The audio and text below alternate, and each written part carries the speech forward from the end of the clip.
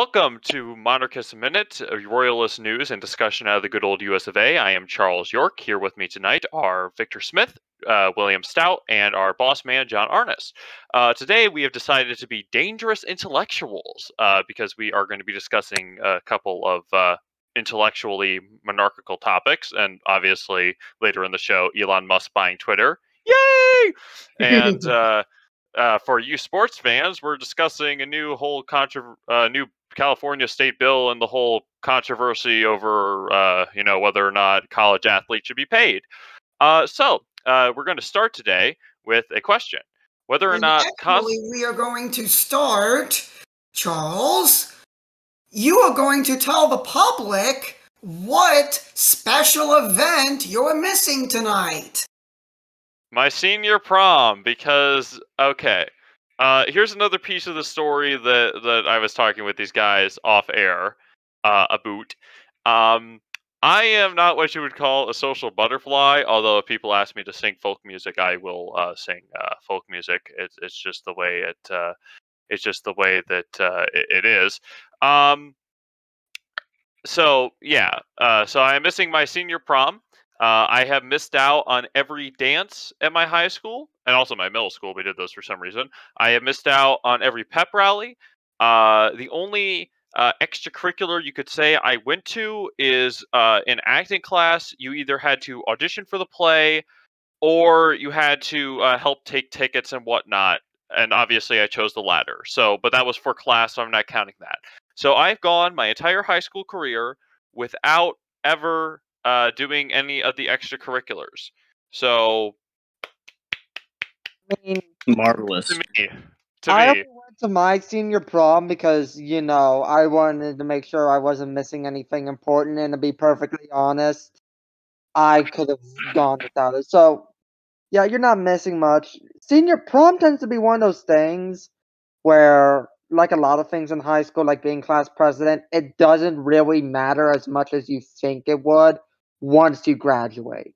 Oh, well, actually, our class president is actually very well respected, and I don't know, she's fun, although I don't know, electing people. It's probably not going to matter outside of schole. She's the antithesis of me. She is like she really likes all those stuff. She's involved with UNICEF and she's the class president. Essentially, if all these different positions in the all these different class leadership positions actually wielded any sort of power, all that power put together, she probably would have more power than the school principal and the president combined. Which I have no idea what a school president does, but okay. That tends to be the case. Class officers tend to usually be the charismatics of the class and not the actual people you'd want running school things. Well, she seems fine in most aspects. I've always thought of semi-presidential republics as a really weird concept because they have a monarchist type of view towards their president, like a ceremonial president, which is so silly to me. Just a random thought, tying it to something loosely based off what we're gonna talk about. Talking about how funny that whole concept is.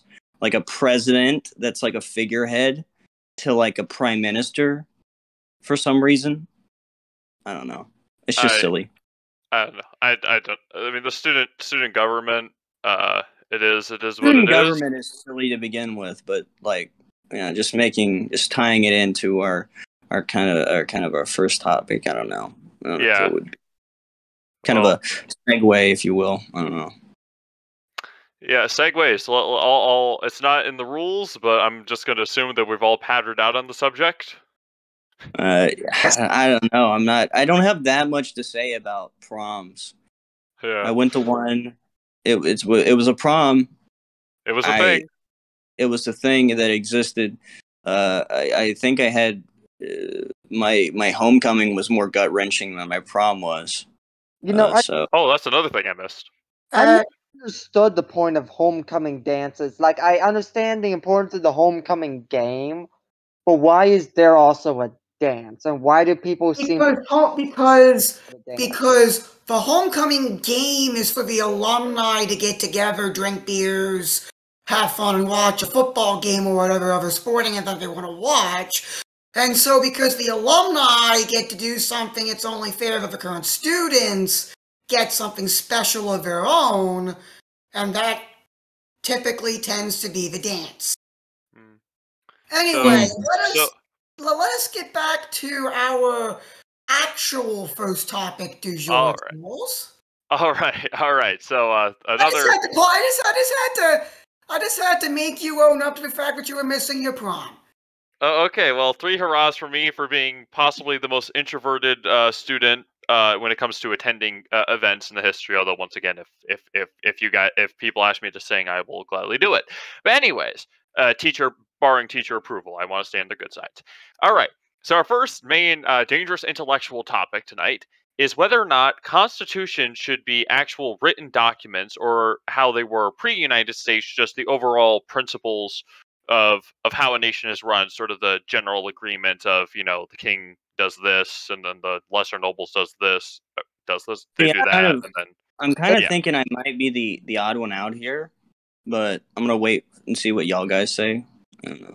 Isn't that technically what Britain still does? Isn't the British Constitution technically like that, where it's rather a state of status quos and case laws that they use to run the government rather than a formal document? Yes, which given that Britain is for all intents and purposes a republic, that's not necessarily to their benefit. But we're talking specifically about in a monarchy here, because with the republic, I don't know if we want to get into this sort of tangent, but if you're going to have a republic, which don't, but if you are, republics definitely need constitutions to be written things, because otherwise the government is just going to straight up ignore it. Which, I mean, even with our constitution, the government just likes to straight up ignore it. Everything the government does nowadays. I mean, yeah, I agree. Even in a monarchy, I would like a written constitution because, well, with like what we see with the UK and the Commonwealth countries that don't have written constitutions but have these, I'm gonna that are based on. I'll go down and say we need a more entrenched constitution of some kind, even in a monarchy, because sometimes we end up with bad monarchs, and we need something other than just the way we've always done things. And I think that's hurting the British crown right now. I mean, I think what's hurting the British crown most is that what does the Queen do other than open Parliament? Yeah, exactly. And also if you have a sort of unwritten constitution, a bad monarch can realize, oh hey, this is unwritten. I can do whatever the heck I want. We need like entrenched like amendments, or things like that, to say you can only change something like, you can only change the monarch, you can't have a referendum on like the monarchy, you can only remove a monarch, or something like that. Like entrenched things that don't allow people to kind of fudge the system, like everyone has seen in history, where like, look, British common law, what does that mean? I don't know what it means. Let me just give all my responsibilities to a prime minister and see what happens, that kind of thing. British common law is the basis for our constitution, as well as the legal systems for all, 49 out of the 50 states. The odd man out here is Louisiana, which bases their laws off the Napoleonic system. I thought it was the Spanish, because they were in charge. Yeah, it's a whole lot of things. The Spanish codes, and I think I might be wrong. My American knowledge is kind of dwindling as of late, but yeah, something like that. It's under a different, honestly, civil law, better thing than British common law. At least the way it turned out, it's better because now British common law is whatever the British say it is. So it's kind of weird now. I don't know. I don't know. I think one of the problems with common law nowadays in the U.S. and elsewhere that uses it is that precedent is too hard. I mean, like overturning precedent is just it's just so easy nowadays. So Yeah, the precedent. yeah. I see I what mean, you're saying. yeah, I mean the precedent. I can't remember which Supreme Court case it was, but it was like in the 1880s, and this black man shot a white guy who was attacking him or whatever, and the Supreme Court essentially ruled that even if the Second Amendment didn't exist, that the common law basis is would have still allowed that man to own a gun at any rate.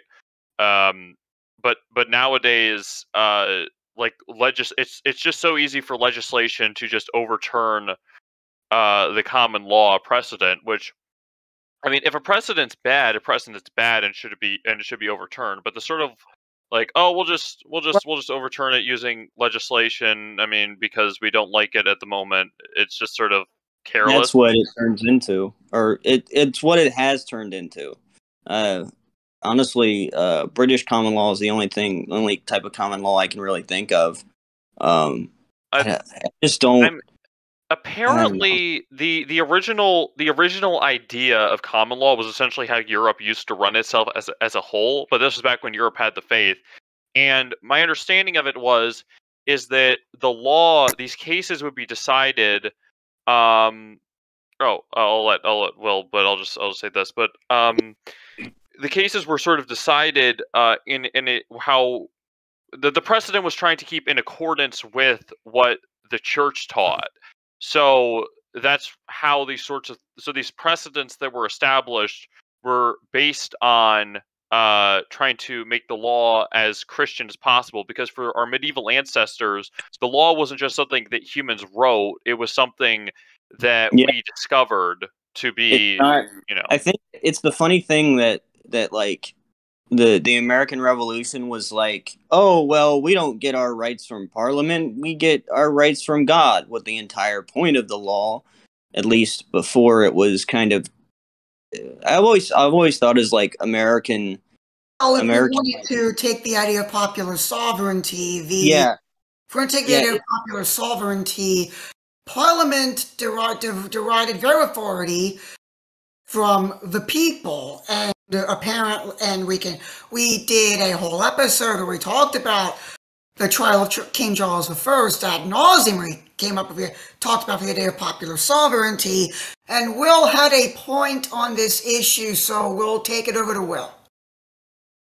But when I was in my business law class, we actually went over some of the pros and cons of popular law, and the big thing about I remember you said, Charles, that common law can easily be overturned just by legislation. That isn't a mistake in the system. That is by design. Common law has not to do with the creation of legislation, but the enforcement of legislation. Like a big example would be like common law, as in the case of criminal law. It's supposed to make sure that criminal cases are enforced uniformly and regularly based off of the precedent of past criminal cases, or that lawsuits are enforced regularly and uniformly based off of precedent. It doesn't actually create a law in a statutory sense as legislation does, but rather it determines how that specific law is enforced. If it did create a law in the same way legislation would be, that would be legislating from the bench, and I'm pretty sure everyone here doesn't like that. Well, yeah, I mean, I get that, but the idea that, I don't know, there's a part of me that doesn't necessarily think we need to have a codified every there needs to be a law for every little thing, and we could just have. I mean, if the people who were setting the precedent or legislating from the bench were actually doing it in keeping with that principle that law isn't something that humans create, or ideally shouldn't just be something humans create, but it should be us trying to apply church teaching and divine revelation to the civil context. For in regards to X specific question that came up. Then I mean, if that was how common law is, I think it should be having the weight of it, and there would have to be a good reason to unseat that precedent.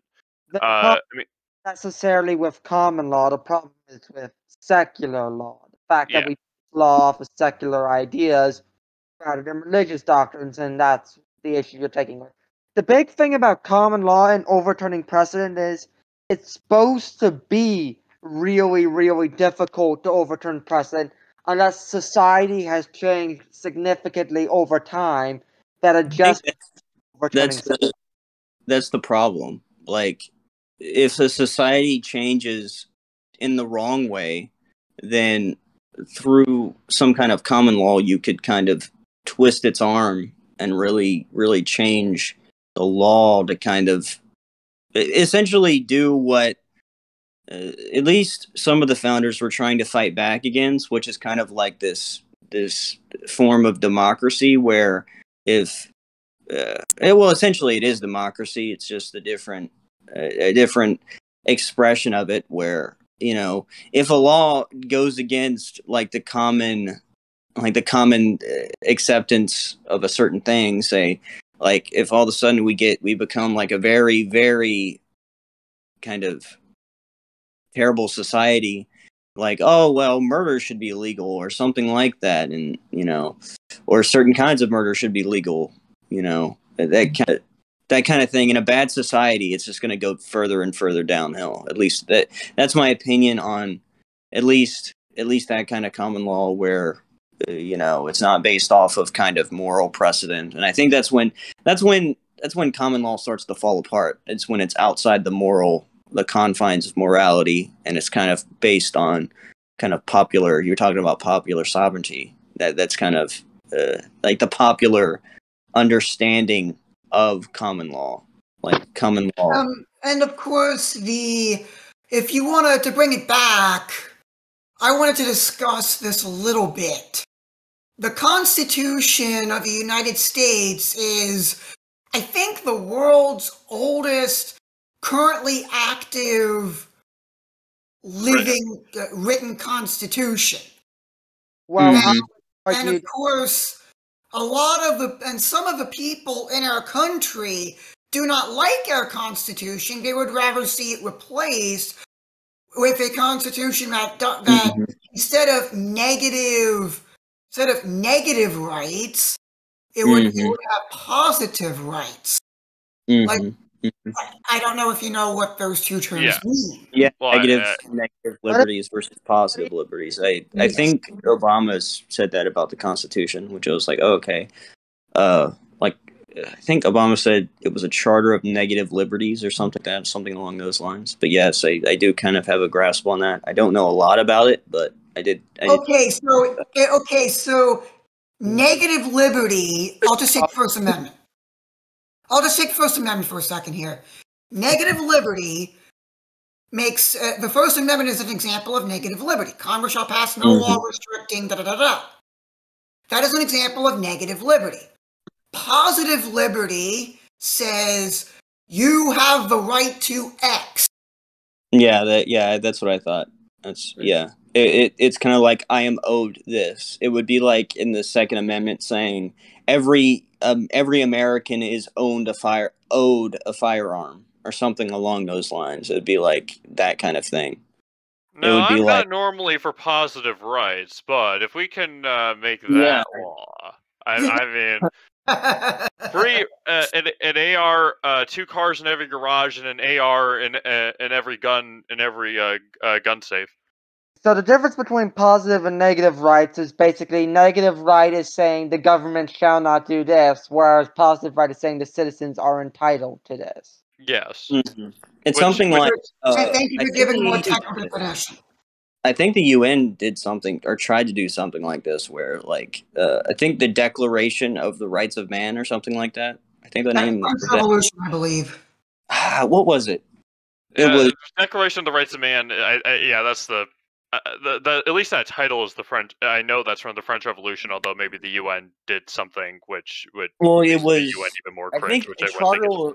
charter of universal rights or something like that. Oh, is that when they tried to get like waters are right? Something like that. It was. Of course, my UN history is not that good, surprisingly, because I don't have a really favorable view of the UN. Remember, kids, international law only applies as long as someone is willing to actually enforce it. Yeah, there were years ago when the Chinese were trying their whole South China Sea expansion gambit. The international court were like, no, China, you can't do that, bad. And then, I mean, what are we gonna do? Boycott the Chinese over the Hague? Oh, wow, yeah. I mean, technically, any law is only valid so long as someone's willing to enforce it. Yeah, it's sort of like how. Correct, but international law is one of those things where that really is the case, because how is the United Nations going to enforce international law other than UN peacekeepers, well, That's funny. They're not very tactical, mate. Correct. They're policemen. They're like regular policemen. At least in spirit. Hold on. Let's be somewhat fair to the police department. I mean, after all, we are in several unions' pockets. So I mean, no, I'm joking. Yeah. I mean, I'm not saying that as a slant against police, but I'm saying that as a military force, they're garbage. Well, I like it when they're not even reliable as a police force. If we drop like an actual American SWAT team into Bosnia during the Balkan Wars, I bet there wouldn't have been any genocides in the streets of Bosnia. But no, the UN just sat on that airfield and let the ethnic cleansing happen. I mean, the whole thing is sort of, I don't know. When it comes to these sort of international things, there's always this legalistic red tape. I mean, if this whole thing had happened 100 years prior, like in like the 1890s, what would have happened was interest of the major Western powers. The major Western powers' interests were being threatened, and they decided that this thing ain't cool.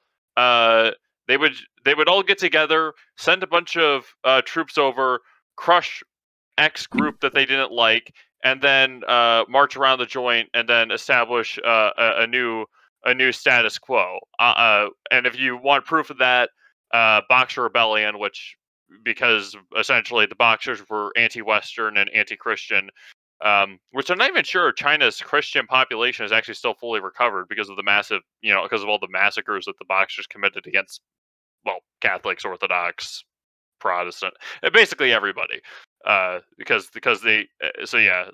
But anyways, so that's what would have happened. But now we have all these rules of engagement that are there. And I'm not saying that rules of engagement are bad. I'm just saying that if you're there to do something that is good, and your rules are preventing you from doing that good thing, maybe the rules are the problem. You know? Well, I mean, it's funny because the UN was established, and alternative organizations like the League of Nations and stuff like that were established to maintain global order, at least to some extent. And their inception was has always been surrounded by world wars and like an entire decades and decades long Cold War. So it's hilarious that that the UN has been in existence for probably the bloodiest centuries, and its predecessor, the League of Nations, has been around for the bloodiest centuries known to mankind. Well, yeah, I mean, it's ironic. Past 2 centuries where international law has existed, from the inception of the Geneva Conventions, which we should probably consider to be the first international law, to modern day, has been the most bloody centuries in human history. Well, I mean, in fairness, I don't really like to say in fairness or organizations I despise. The rapid technological advance and the rapid human population growth also played an advantage. Like apparently, like England, like at the latter part of the 1400s, before Henry VIII did the thing, was about had the like that the entire England, right, had about 4 million people on the eve of Henry VIII doing the thing. There are cities nowadays that have more than 4 million people, and we're talking about an entire kingdom. So I mean, just saying that in fairness, but I think that the UN and all these sort of international organizations, their biggest problem is that how do I put this? The animating principle behind that is sort of international organization has to be unified by something. So the Holy Roman Empire, which is sort of comparable to the UN in some ways, is I mean, what was the difference between the UN and the Holy Roman Empire? The Holy Roman Empire was just the Catholic states, and I guess, well, I mean, at the time when the empire was, really established, Christendom was still united. So so it was Christendom, and then there was Christendom, and then there wasn't Christendom. So the empire was all the Christian princes were vaguely subject to the emperor, and that was that. The problem with the UN is it wants everybody to be subject to, everybody, everybody's a part of the UN. So the UN can't have a central animating principle that they can use if the members of the UN Security Council are diametrically opposed. At the beginning of the UN Security Council, you had the Western liberal republics and basically Republic of the UK, and then you had the Chinese, who were sort of an authoritarian republic thing, because remember, the communists didn't take over yet.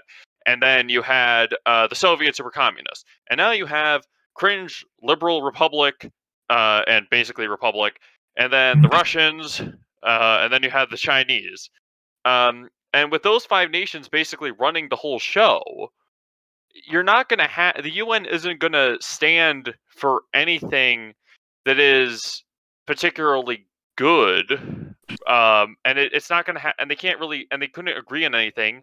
And what things do get passed in the UN are utter garbage, like their whole declarations on how we must be pro-gay or whatever. But I agree. The biggest mistake the UN made was investing all the power to enforce anything solely in the UN Security Council. And I guess it might have made sense at the time because these were the major powers that won World War II, and there was sort of an understanding that as the world would be reconstructed after World War II, there would be a level of cooperation. That was until Mr. Joseph Stalin threw that out the window and said, if the world isn't going to abide by my order, then I'm not going to play nice. And proceeded to cut all of Berlin off from any form of food, water, and supply.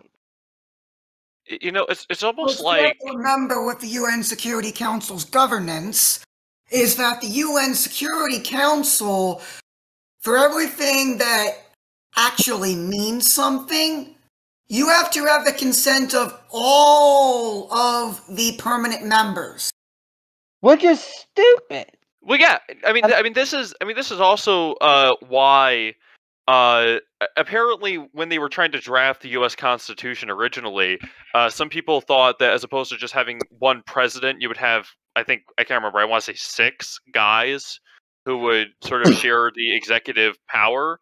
And at least the founders were smart enough to realize, that's kind of dumb. Because at the end of the day, one guy being in charge ultimately is it's just how it is just how human nature works. That's not to say that other people can't have power, but one guy ultimately being at the top, where you look at any organization and you say, yep, that guy is ultimately responsible and our authority derives from that guy.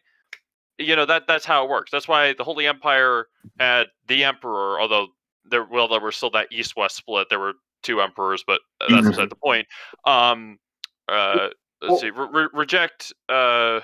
Let's see, reject EU, embrace Holy Empire. Anyways, so so that's why there's one thing. So the UN Security Council having 5 members, I gotta stay on topic. Having 5 members is dumb, especially with going back to the fact that they all have different. I mean, 3 of them have the same worldview, and then the other 2 have also have different worldviews.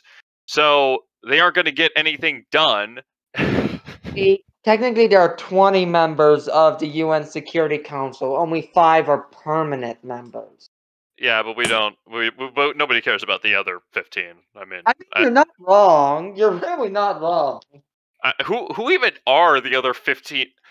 Don't answer that question. It will just waste neurons for a couple days before it filters out of my head. Ukraine is technically one of them, and there's actually a funny reason Ukraine is one of them. Is because since the Soviet Union was technically a confederacy, Stalin demanded that each of the republics should have a right, or at least a chance to get a seat. So Ukraine actually had a seat on the UN Security Council, while the rest of the Soviet Union did. So the Soviet Union historically actually had 2 seats in the UN Security Council.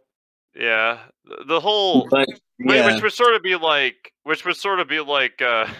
giving Puerto Rico its own seat. Yeah, well, it would be like the United States is technically a kind of a federated state or a decentralized state. So I think each of the 50 states should have a seat at the Security Council. That'd be like us. See, that's the Security Council. In fairness, I don't think that the U.S. leadership was hypocritical enough at the time to claim that we were actually a federated state. That would technically, that would be funny, though. It would be hilarious. I mean, and even though technically the whole original ethos, of the United States was that we are a bunch of independent, sovereign states getting together to form something greater, which is kind of noble and which is kind of a noble idea. Maybe if you throw in some nobility, it would have been, and Catholicism, it would have been even better. But whatever, you throw in all that, even though that was originally what we are, which is why we are the United States of America, and technically it's grammatically correct to say the United States are.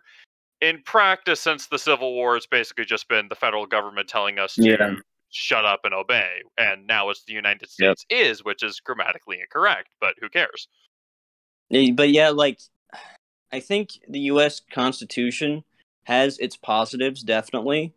But, my view of a Constitution, it kind of trying to... Oh, yeah. Wasn't this a discussion about Constitution? Yeah. So what, if we're going to kind of lay out our positions in, one sentence, what would you guys say that you're, are you pro... Are you pro-Constitution? Are you anti-Constitution? I think there's one that's I'm pro-Constitution, but it's probably not to the same extent as I get in depth with what I'm pro. What type of Constitution I'm approving of, but where would you guys sit in this kind of... We'll go down the list. So Vic, I think I know what your opinion is, Charles, but I don't. Yeah. Yeah, we'll have Vic, then me, then Will, then yeah. Okay, so I think that there is value in tradition, absolutely and obviously. There is value in upholding tradition. Unfortunately, a certain man by the name of FDR forced one of our nation's great executive traditions to be codified into law because he abused his power within our system as the American president. Mm-hmm. But I think that properly understood, assuming a populace that is dedicated and knowledgeable and moral, you don't need as much of a written constitution as we have, or certainly not as much as South Africa has. But for a population that is largely, sorry everyone, but stupid, you have to have a written guidebook to give the parameters for the government to which they cannot overreach. And there has to be something that guards against overreach, especially in a written constitution, because, well, there's rules and you have to abide by the rules of the document.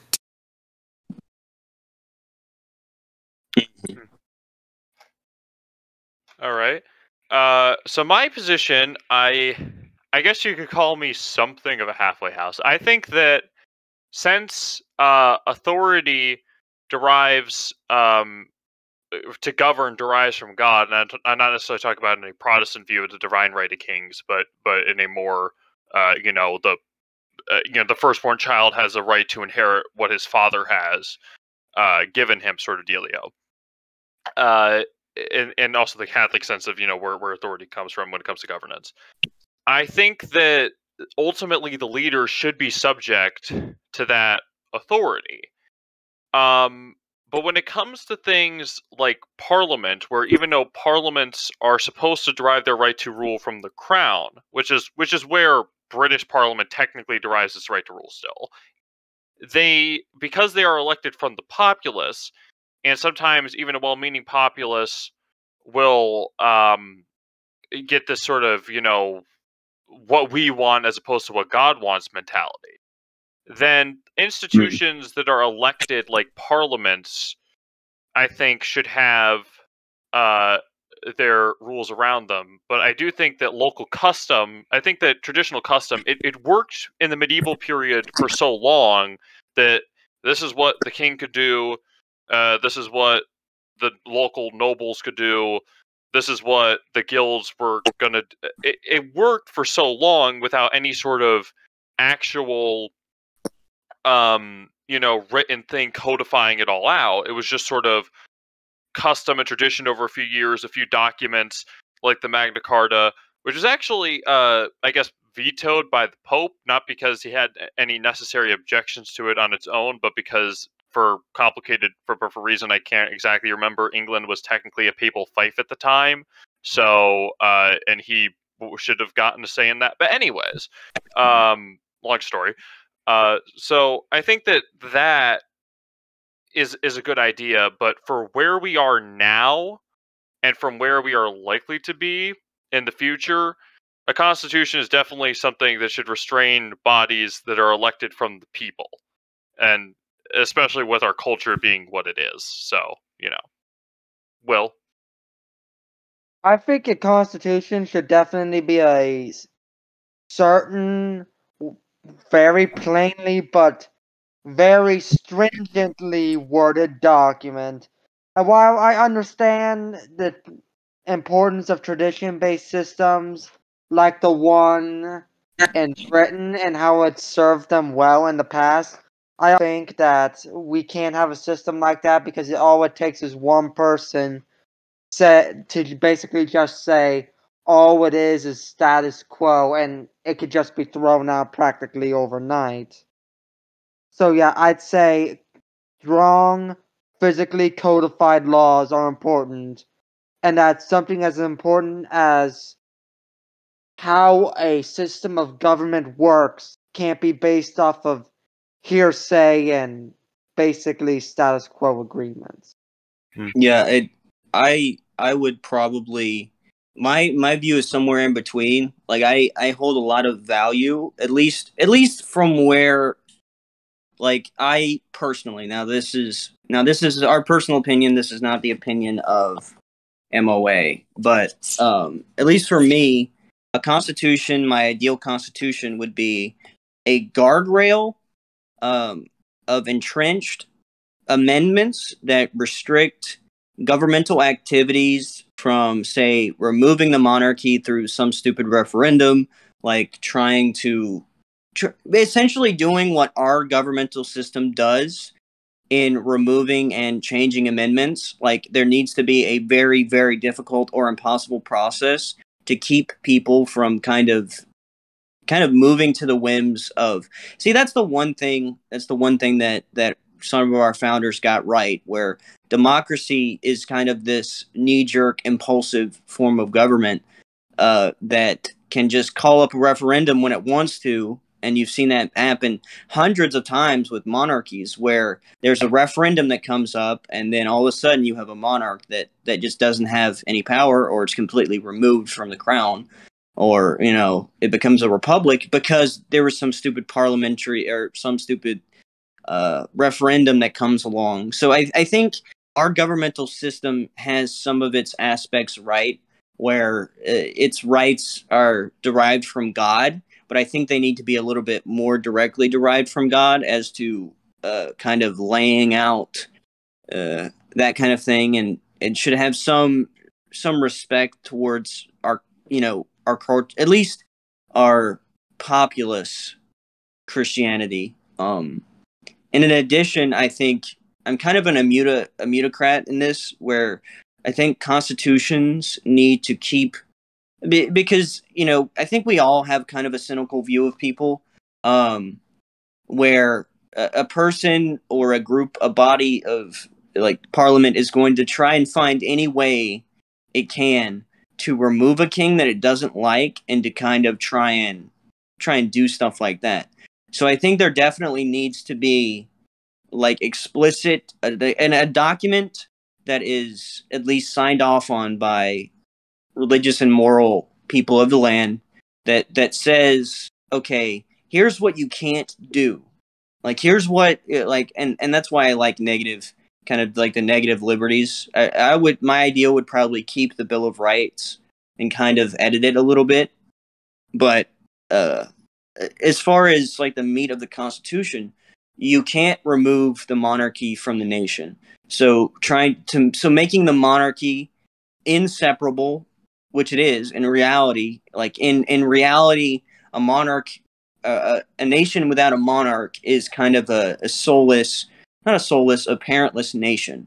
It is a nation of orphans. This is what we would call ourselves. I would call America kind of an orphaned, monarchy.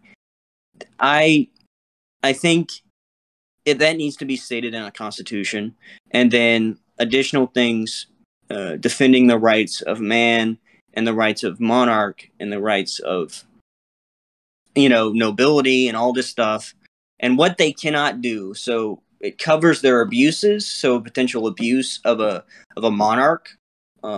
Say if a monarch does something stupid, he can be removed. But you can remove the monarch, but not remove the monarchy. You know what I mean? Like that's kind of like. Here's my question. Sorry for cutting you off. Here's my question. Yeah. Mm-hmm. You say when he does something stupid. Okay, well, where is? I was gonna leave that. I was gonna leave that as vague as possible. But when I say do something stupid, I mean essentially what would incur impeachment in a republic, or something like that. That would incur something illegal, or something downright tyrannical that infringes on other rights within the Constitution. So if a monarch would abuse his power to hurt his own people unnecessarily, or something like that, at least in a court of law. Now, I don't want this alleged impeachment to be among partisans. It would be kind of a court. It would be a court impeachment. It wouldn't be kind of like the way our impeachments go, where it's divided along political lines, and you need real evidence to make every side vote for you or vote against you. So, I'm not sure if that's true in today's modern age. I mean, look at what President Trump had to go through in his final days in office. Well, yeah, look at that. It's a partisan action. I have no doubt that Republicans are probably going to pull an impeachment up for Biden someday. It's a partisan tool now. So that's why I'm kind of against kind of the parliamentary, or at least the congressional impeachment is just not kind of my cup of tea. I think it needs to be a civic trial, It needs to be done in a court of law as opposed to kind of this weird political show trial that becomes a thing where in regular presidential impeachments. But I do think there needs to be. Now, I can't get into all the intricacies of that. Obviously not, and I probably don't have the mental capacity to do that. But at least in kind of the abstract, we need things that can easily remove bad monarchs, but at the same time maintaining the monarchy. I think that's very important because you need a robust, and if anything, I think the U.S. Constitution can be partially the groundwork on where we build this, new constitution, hypothetical new constitution, because it entrenches a lot of, and there's other constitutions that do this. I believe the Spanish Constitution entrenches certain things, which is kind of what we do with adding constitutional amendments. But I think there are certain amendments that need to be practically unremovable.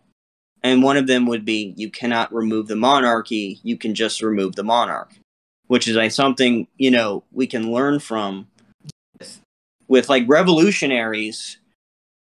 There needs to be a clear reason, if you want to put somebody else in, or if you want to kind of do that.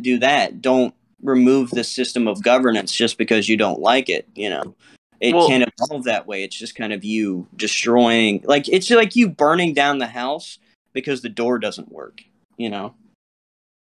Well, I guess if I could provide a little bit of pushback before we moved on.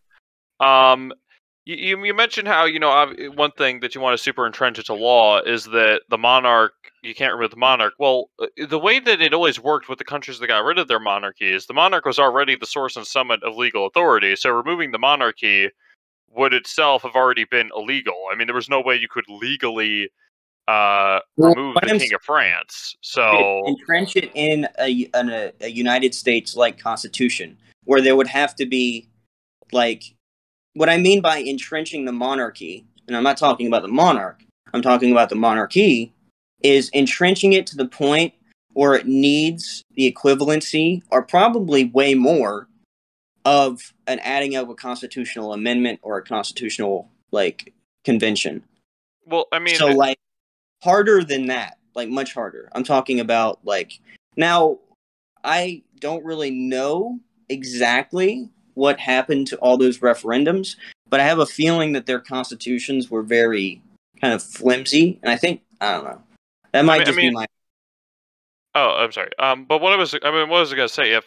If you look at that sort of hierarchy of what derives its authority from what, if the Constitution were to derive its authority from the monarch, then you wouldn't necessarily need to have the monarchy entrenched in the Constitution itself, because trying to remove the monarch would be an infringement of the Constitution, no matter what the Constitution says. Well, that's kind of where I would kind of.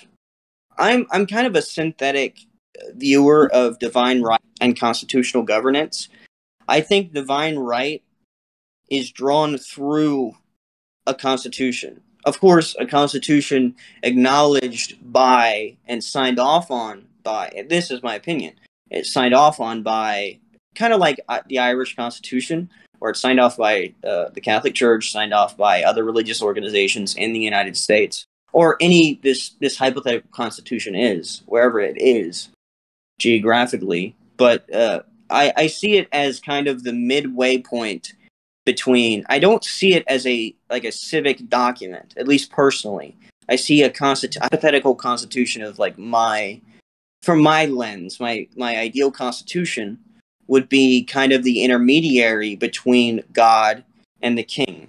So I wouldn't put the constitution of the monarch, but I would put it as a through line between God and the monarch, is what I'm saying. So I kind of believe both divine right and kind of this in the Constitution, but it's not kind of the same way like a secular person would view the Constitution, if that makes any sense. Sorry, I was only kind Unfortunately, I was only half listening, but because I was trying to type out something to make sure we were all in agreement on something. But I guess. I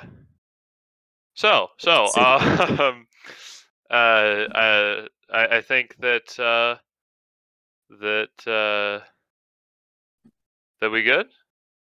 Yeah, I think we beat good. the death. What is Yeah. next anyway? Yeah, I was waiting on you to. I guess I kind of thought that's what you were was typing out when with our little secret text chat that only we, your glorious host, have access to make sure we're all in agreement on things. So Yeah, I think we will move on.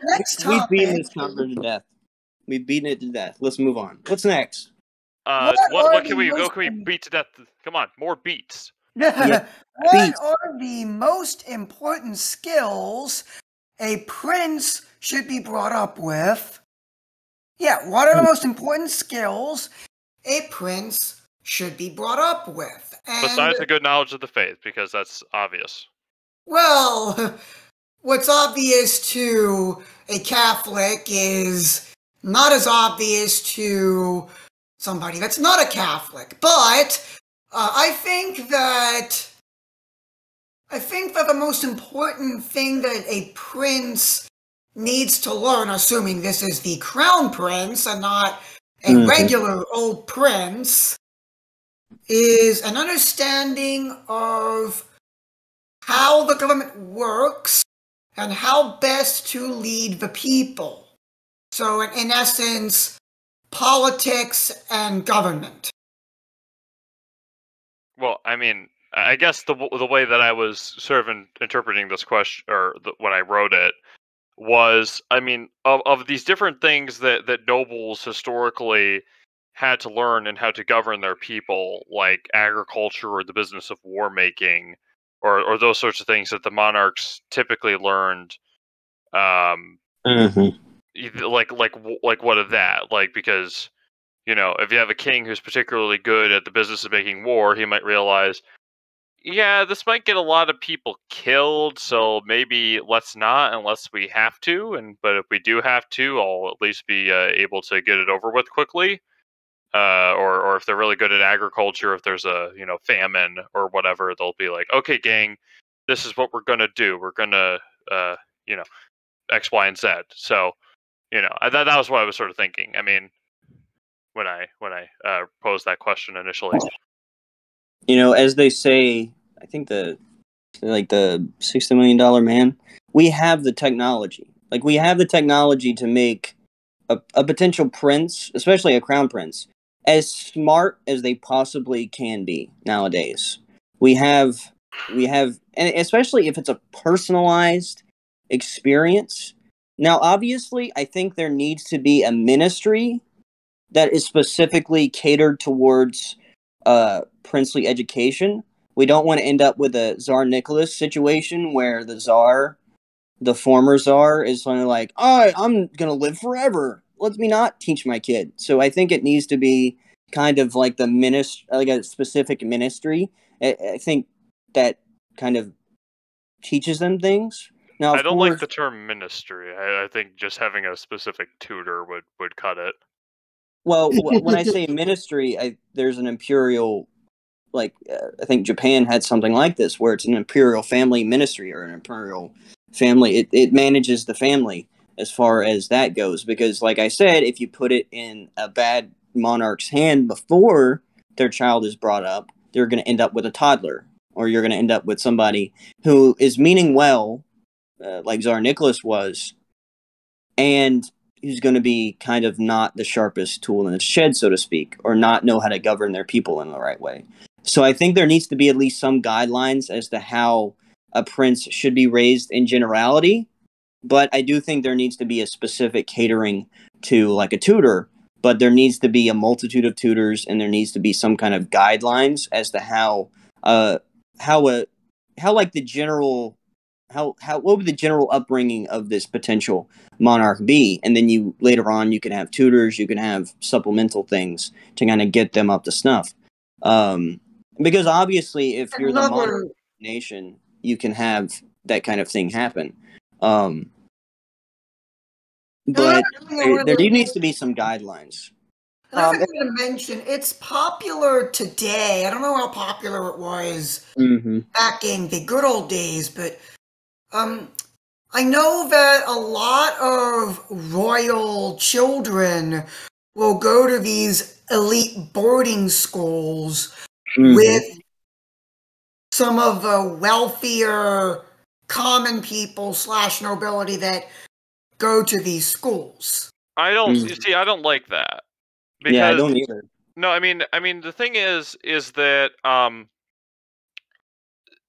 the nobles. Okay, they have a specific job to do, and this sort of training shouldn't just extend to the heir apparent because as the case with like Louis XVI, he wasn't originally gonna be the one to inherit the throne, but he wanted to be a watchmaker, which is very wholesome.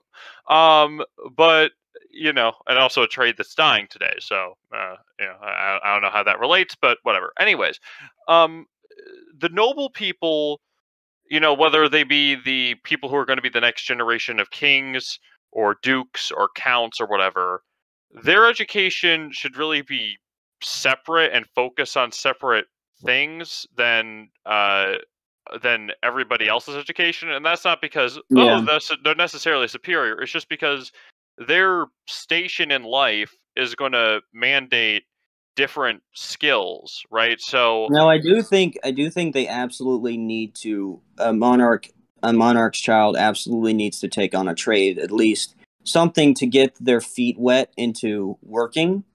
I think that's very important. But I absolutely agree that they can't like go to where everybody else goes. There needs to be a specific kind of royal academy that kind of trains these royals, and I think there needs to be kind of, like I said, not like one size fits all, but there needs to be a general like way that every royal receives an education, or at least the royal family receives an education, because you never know what's going to happen, and you never know who's going to end up with the crown at the end of the day, because you know we all know the stories like Emperor Karl of Austria and the person you mentioned, or the king you mentioned. Like you never know who's going to be the king at the end of the day.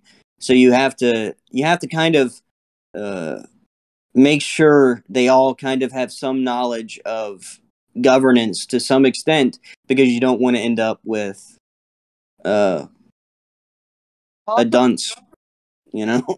One of the most underrated skills that a royal would definitely need to learn are people skills, communication skills, because skills that are helpful in everyday life. I remember learning in my intro to business management course, the thing that is most significant about people who run things, about people who manage things, isn't what they do at their desk, it's what they do with the people around them. Most managers spend 60+% of their day just communicating with other people. So excellent communication skills and learning good communication skills is a must. And this is also important for royals who maybe aren't first in the line of succession, because the communication skills can help them become diplomats or administrators or other important positions in government. you know, I mean, that's absolutely the thing. If I were to pick out three kind of majors, like if we're talking college education, three majors that their focus needs to be on, it would probably be something along the lines of diplomacy or communication. So a communication degree with a specification or a specialization of diplomacy. Economics, at least macroeconomics. So what would you do on a grand scheme? What would you do on the grand scale of things? So an economic degree, a diplomat communication degree, and probably I would say a history degree. You need a firm grasp of the nation's history in order to govern it properly. At least that's my opinion. Well, I mean, if we're talking big three, what would yours be? What would your big three be? Well, okay. Can I get to cheat a little? Because I was the one who posed the original question. Okay. So the first thing that is most important, you know, which is why I said besides knowledge of the faith, is knowledge of the faith. Because this is the animating Oh, yeah. principle, right? You were put in this position. You have the Mhm. right to inherit your father's kingdom. But that means that you are also going to be responsible for the people that you are ruling over, right? So you have a Mhm. responsibility for that. So it should be the motivation to save your own soul and try to help save as many of your subject souls as possible. And this is true whether or not you're a king or a viscount or whatever. So that should be the first thing that they're all given, which is why priest as tutors might be a good idea. If the Jesuits become based again, education, Jesuit synonymous. Anyways, but for I guess three majors, I guess history, particularly the history of previous kingdoms, like how Charlemagne ran his empire and all these other kings, because that gives you an idea of how past policies worked, so you might be able to apply them to your context. Like a couple hundred years ago, a king was facing a remarkably similar problem to what we're undergoing right now. So obviously history. Um, Mhm. I'm not necessarily saying socialization or whatever should be taught as a course. I mean, I think that even though the king is and the nobles are going to be going to other, I think that it's really important that like as soon as the child, as soon as like a young like noble is able to keep his hands from fidgeting at a conference table, he should start sitting in on meetings between the Mhm. king and his ministers and lesser nobles. I think that would take care of that, so I won't count that as a course. Um, but And then I think, yeah, we have plenty of time with a prince. They can start on quote unquote their college education from a young age, and they can sit in on. I think a big other thing would be like geopolitics, like a firm grasp of the geopolitical landscape of things, as well. Geopolitics, thing like that, where you know they kind of need a firm grasp on stuff like that to kind of govern efficiently. And yeah. oh, and just to also expand something. Um, in addition to like the history of like other kingdoms and whatnot, definitely an emphasis on the history of your own nation and people, because as soon as you learn that, the history of your own people, the attitudes that they have are going to start to make a lot of sense. Um, and that's especially going to be important for a monarchy in the United States, because I think, at least the way that it's looking, from my, I guess, ideals perspective, it would be an imported noble family. Vive la Jacobite. Anyways, so so learning the history of your people is important, and that's still going to be important centuries down the line when the American monarchy will be here, and the people know the monarchy and the monarchy knows the people. But it's going to be very important for the noble to know the history of his own people as well as other political histories of other kingdoms and whatnot.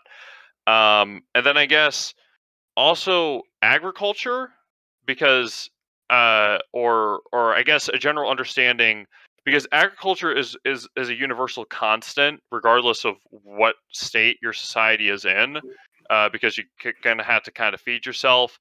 Well, And then I would generally hope that the monarch isn't out there doing the actual work of a farmer by himself. well, no, it's not that he's doing it by himself. It's just that I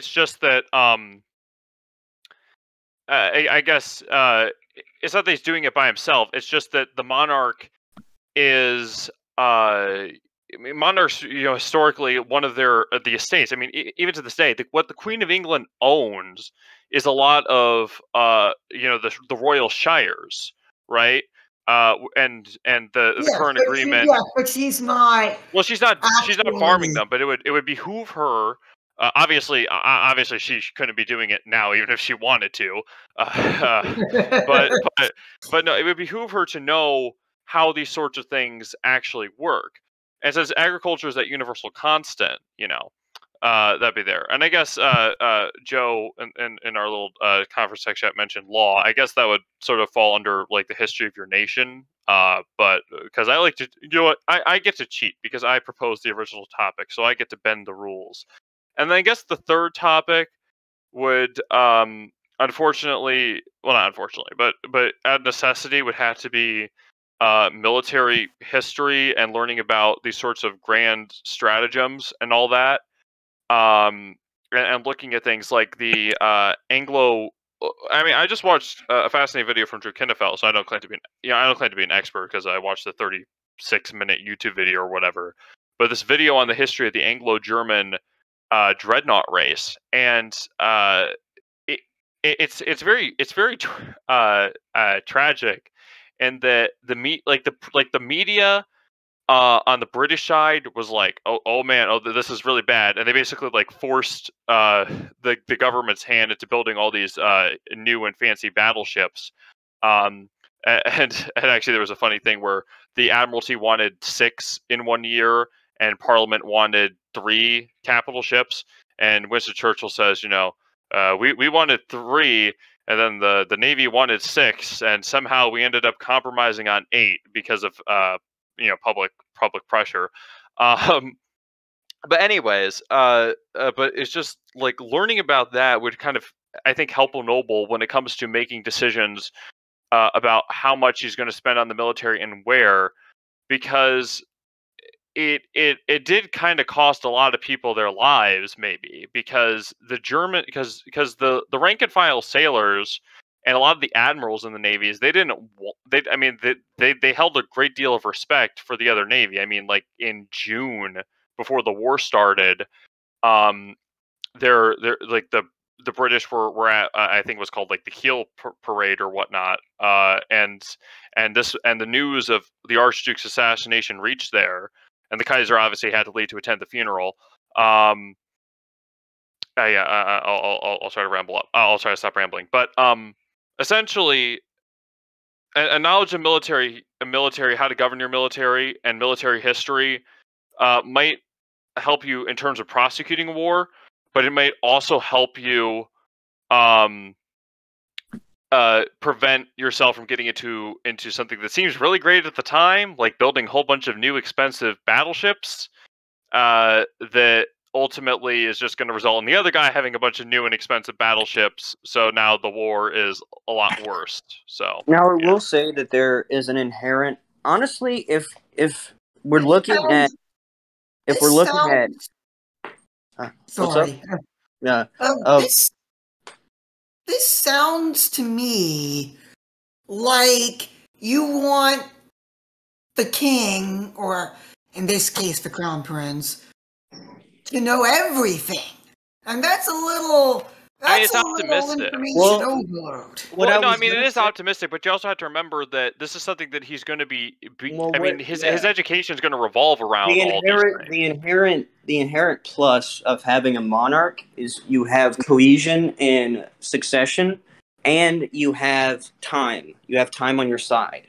You can start a child very, very early in learning what to do and training kids to have a head start. And, they have so many tools at their disposal that, you don't really have to worry about to be ambitious about things. Right, but the prince, what if he's just not good in sort of an academic setting whatsoever? What if he just doesn't do well with book learning? I'm sorry, but that's where I'm really an advocate for more private, tutors, and having just one. But private tutors still sometimes have to teach out of a textbook. Well, they might still have to teach out of a textbook, but if it's really a one-on-one, and that tutor is good at his job and he knows the kid, then he's going to find a way around it to make him understand. I mean, I was kind of waiting for this shoe to drop. It's like, what did you do if you get an honestly dumb prince, or a prince that's kind of overly rebellious and just doesn't want to learn? Well, define dumb. Less than just not wanting to learn, or has some type of mental problems, which has happened historically. Okay, and how do you adjudicate what mental problems are worthy of this? I want to be as general as possible, but things that impair their abilities to rule or their abilities to learn is what I'm saying. So anything, it can be really anything. I don't really have to be specific, just kind of, I think that's kind of where I would be with Coach and saying sometimes there needs to be kind of talk of if a prince is willingly unable to learn or is unable to fulfill the role of I don't know about sending him to the military. I don't know. Well, I think that should also be something that like any strapping young boy is going to have to go into at least at some point, especially with the reality of I might be sending my kids. I mean, I might be sending soldiers into this once I become king, so I really might not want to do that. If they're particularly rebellious, I'd say probably sending them to the military and like just treating them to like. And I do think eventually, now this is like one year probably that they need to have a trade and probably be a part of a public school environment just for a year or something like that to kind of get them around. Like if a certain prince is rebellious, I know of one way that would break him real quick. Send him to the Marines, have him go through boot camp at Paris Island. None of that San Diego, no humidity stuff, but Paris Island. Anybody that ever did it knows what I'm talking about. And then after Paris Island, he gets to spend however many years of the Marine Corps contract in kitchen duty. I just think that a military commission. I kind of like that. I kind of like that the idea of like for rebellious princes or whatever. But I do think as a default, people the nobles should be given a military, some military responsibility. In the British, it was I think it was in the Navy for obvious reasons is where they normally sent people. But with what do you call it? But and I think most European countries it was the army because obviously. But I think that that's important because one, it gives the noble a what do you call it? It gives him a taste of command and being responsible for people before he's responsible of a regiment or responsible of a company or whatever level you put him at.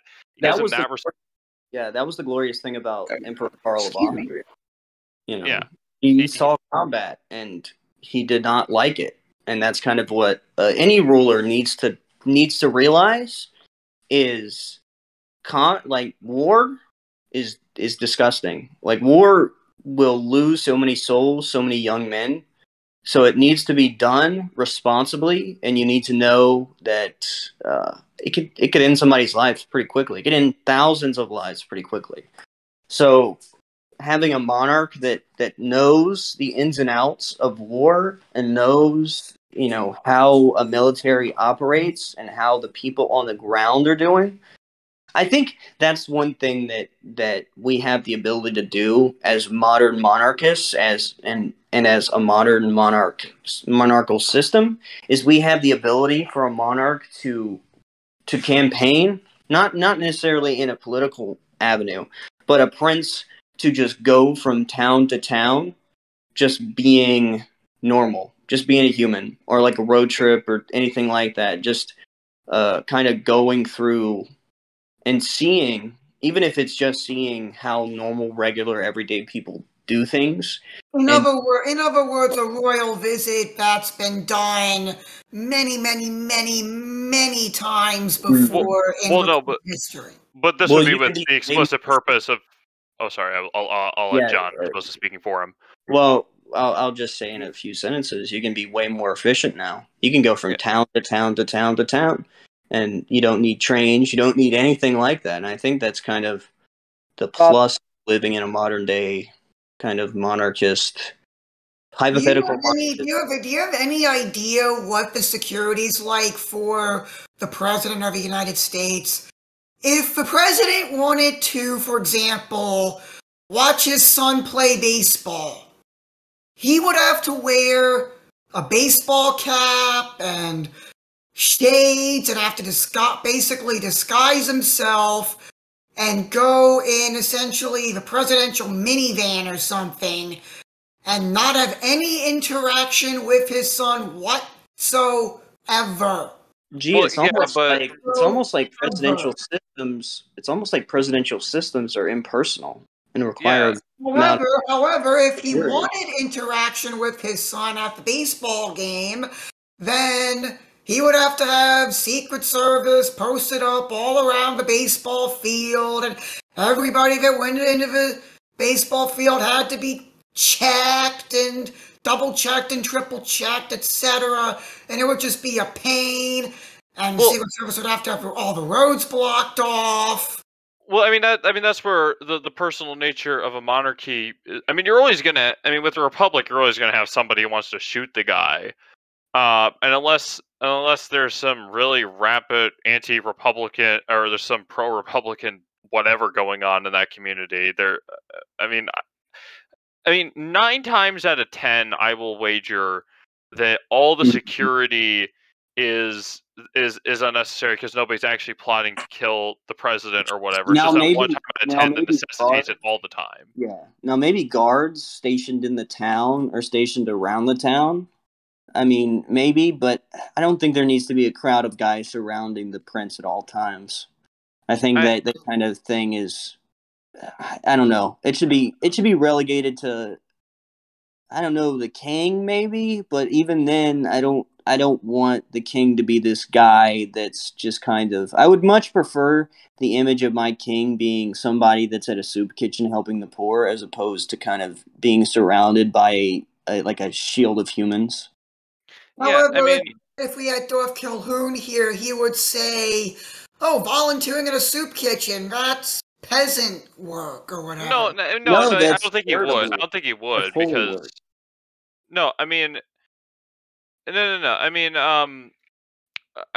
with that whole thing, like priests being charitable, and I mean, kings being charitable or whatnot. I mean, it's an important part of Catholic kingship, like the washing of the feet. I would say it's essential to be a king. To being a monarch, you need to be charitable. You need to be willing to take out your own time, even if you have a massive schedule, to essentially do things that your constituents, that your people, that your civic children do. That's essential. And not only that, just being charitable, helping the poor. Philanthropy too is a big thing. I realized. Go ahead. I was just gonna say, I realized that Will hasn't. Well, I mean, it was pointed out to me that Will hasn't had much of a chance to speak, and Yeah, I think that we should let the poor guy have a word, and then we can see where we want to go from there. I Yeah. kind of want to combine John's idea and Victor's idea. I think that once a certain royal child comes of age, they should basically be, for lack of a better term, cast out of palace for a while. And they might go into service in the military, or they might do something otherwise. But the I actually idea should be like that that. they should be forced to have to deal with the lives of everyday people before they can reassume royal duty. They should have to be put in a situation where they're forced to humble themselves. I would dare say that they would have to be forced into minimum wage. I would dare say that they would have to pick a job that's like minimum wage, like garbage man or McDonald's employee or something that's just the bottom of the barrel. Yes, That- make them work customer service. Like Oh, just no. absolutely before they I become can only imagine. I can imagine. Just imagine. Thank you for calling. Thank you for calling. Chick-fil-A. This is would be Prince. given Well, Yeah. so and so. How can I help Oh, you? they would be temporarily kind of denobled temporarily. They would be given a civic name if they didn't have one already, and they would be sent out into the world, into the nearest small town, or, I think it would be a small town. It would need to be a small town. It would probably be something like witness protection, so to speak, and they would be given a low person name, or they would be given maybe their first name. So maybe if they're Albert, be given a last name that's vague enough to be missed, if it's depending on the last name of that house, just be given a lowborn last name and stuff like that, and just be thrown out into minimum wage work, or even work. Heck, I mean, they actually that's one way for security. I mean, I guess back in the days before you had before everybody had a camera on them, I'm not sure this would work anymore. But apparently, when the king, when George VI was in the Royal Navy during World War One, he had a pseudonym just to make sure that nobody would specifically target the ship he was on, as a way of killing. What we could also do? Put them into mission work, depending on the church they go to. So, like, something like, because I know a few missions that are kind of like that, like forced poverty, spiritual acts of service, acts of charity continuously for like a few years. So you're saying every prince should be a ultra strict Franciscan for about a year. That is not the only mission. Well, I mean, I don't know. I mean, a year of begging for a living. I mean, reinforcing the. I don't know. I know that there's one mission that literally only gets what they need from begging, and I think they're called like the mother or little brothers and little sisters. I think of the Lamb, and they're like super poverty. They beg for everything. Just throw the prince into something like that. I mean, I don't think I like the image of a prince begging on the streets. I think that this idea of sort of denobling a prince is quite frankly stupid, but we're not saying that he's actually being denobled. We're just saying that he has to like I'm not saying I agree with the concept myself. We're just saying that he actually has to see what other his future subjects' lives are like to better understand them. Well, here's an idea.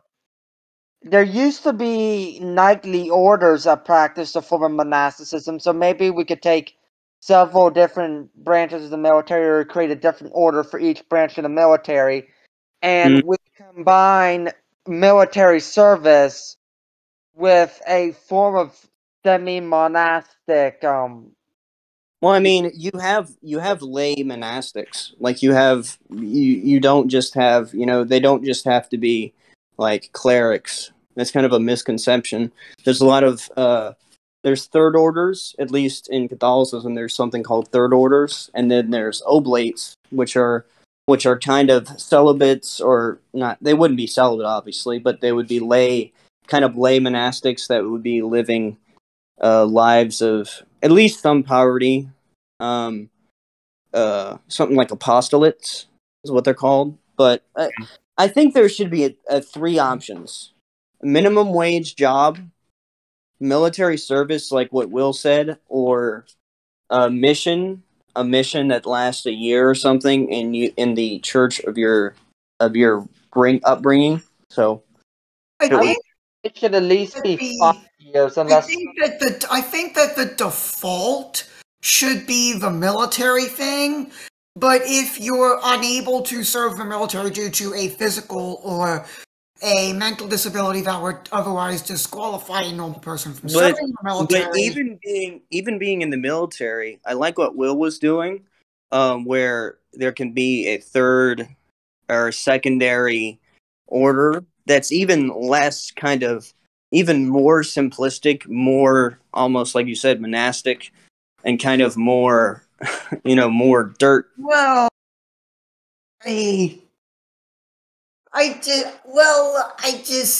don't know if I I mean, I certainly enjoy the image of a prince living a quasi monastic life, but I don't know. But I don't know if Honestly, if we're gonna get like actual everyday people on our side, I think we need to show people that like monarchism isn't just like people or like crown princes on this ivory tower. That in all actuality, these kind of monarchs, even though they have wealth, even though they have things like that, that they need to be reminded and also willingly give up their time to spend among the people and among that. And they actually need to own up to it. They can't be just some politician going into a soup kitchen and say, "Hey, look at me, I'm taking a picture for an op-ed," or something like that. Or, a guy just getting into power and just not caring. It needs to be an actual dedicated thing where years need to be given to a vocation of not like a secondary vocation where like they need to realize that if a monarch, they need to realize that the only thing that's separating them from everyone else in their nation is who they were born to. And they need to realize that they have an obligation. They were born to rule, but they were also born to serve. well, obviously they are born to serve, and if a prince wants to foster some sort of a religious vocation, then if he wants to go on a retreat with if he I'm not wants, vocation. I know what you're saying, but I think that if a prince or princess, for that matter, wants to pursue a religious vocation, i.e., either become a priest or become a nun or become a monk. I'm not referring to like vocations as religious orders. Now, obviously, if they become a priest, unless they're born in like an Eastern Rite Christianity or low church Protestant or high church Protestant, say Anglicanism, where a priest can marry or something like that, then they would have to be they would be out of the line of succession, which is normal. That's what happens. But what I'm saying is, what I mean is by secondary vocation. What I'm saying is like a trade or a passion that they have that draws them closer to God. And now this is in a religious sense. Now you could say it's a trade that draws them closer to the people in a civic sense, where it makes them knowledgeable and it makes them understanding of people's struggles. And it's like what Will said, have them work a minimum wage job or have them go into a trade that's kind of on the lower end, or now there can actually be some trade-offs as to what the prince would want to do, which is why I propose like giving them a choice or something like that. But really hammering that into them that, hey, they need to, you need to be a citizen first, first and foremost, a citizen before you become a monarch, and then as a monarch, serve as you are serving now in this low position. Really digging in that work ethic, or trying to at least. It doesn't have to be super brutal. I'm not talking about like recreating the Spartan Agoge for royal children. And though that would be kind of based jokingly, obviously, but I mean, yeah, it should be rough, but it shouldn't be like horrifically rough. Just throwing a prince into the woods, just man versus wild style. Dropping him off somewhere in the remote Canadian wilderness and saying, "Your right to rule only counts so long as you make it back to civilization." Now, I think the same result could be achieved by having him walk down a street in New York for an hour. That is based. I mean, you could give him $5,000 in cash and drop him off in Central Park, and yeah, that would achieve the same result. Drop him off Central Park late at night, give him a pocket knife, that's his only defense. Yeah, I think that. I don't know. I mean, I don't know. I think that. Hmm. I don't know. I don't Now know. I don't know we're what I was gonna say. obviously I need to stop mumbling. yeah, we're kind of going deep into what we could do, but obviously this is all speculation. And if we were tasked with actually trying to figure out how a prince should be raised, it would be probably out of our hands at that point. You Yeah. know? Let's just say that there are probably a lot of good answers in history that worked really well, and maybe Yeah. everything we're saying that isn't those would be completely wrong, and there's a reason why they weren't commonplace back in the good old days. And Yes, and the like topic of actually raising the child should probably be in the hands of a monarch himself. Yeah. Anyway, let us, if Well, yeah. yeah, Are we all good we, to stop being dangerous intellectuals so the Communist Party we won't purge us? yeah, we've thoroughly beaten a second topic down to the ground. So let's move on to round 3. Well, actually, I do like that for the intellectual. I mean, you kind of want to do that with Yeah, intellectuals. I want I feel to. like. That's why I was kind of like, speculating, like taking this to kind of pushing the edges out a little bit, trying to get all the kind of nitty gritty. What would they do if this was if the prince was this way? What would happen? Or just trying to kind of give us and some. as al- and as always, we can't exactly deal in what ifs all the time, because if we deal in what ifs all the time, we'd talk our ears off for 5 hours. And Now we we don't are. really have that amount of time. I mean, But what if we are Monarchist building up. America was also partly an alternate history channel? Yeah. Now we do need the initial what if, because this is kind of a hypothetical. Right now, as it stands right now, it's kind of a hypothetical. But of course, we can pull off precedent and kind of flesh this out and see what our individual thoughts would be behind it. I mean, I have no problem doing it. I could do that all day. Meanwhile, shall we do we think? I'll let Will. I think. I don't know. Will, do you have anything to say? I'm down for round 3. What do you think, What do you Will? think, Will? What's your closing? What's your closing? Topic, and I have waiting. Oh, you're very faint. Yeah, you kind of. We can't hear you at all. Can you hear me now? Yeah, Yeah. we can. Now we can. I've been waiting all night for us to do the fun topic, and I had a funny anecdote if we happen to touch on it. All right. Here So we go. let's Moving on. let's since I made Kermit the Frog, I will introduce topic. Although you know what? Since Will manages this particular social media, I will let him introduce the topic. I will be generous. I am the supreme commander, but I'll let him do it. Ladies and gentlemen, it actually happened. For the grand total of 44 billion with a B, $44 billion, Elon Musk is now the supreme and total owner of Twitter. Yay!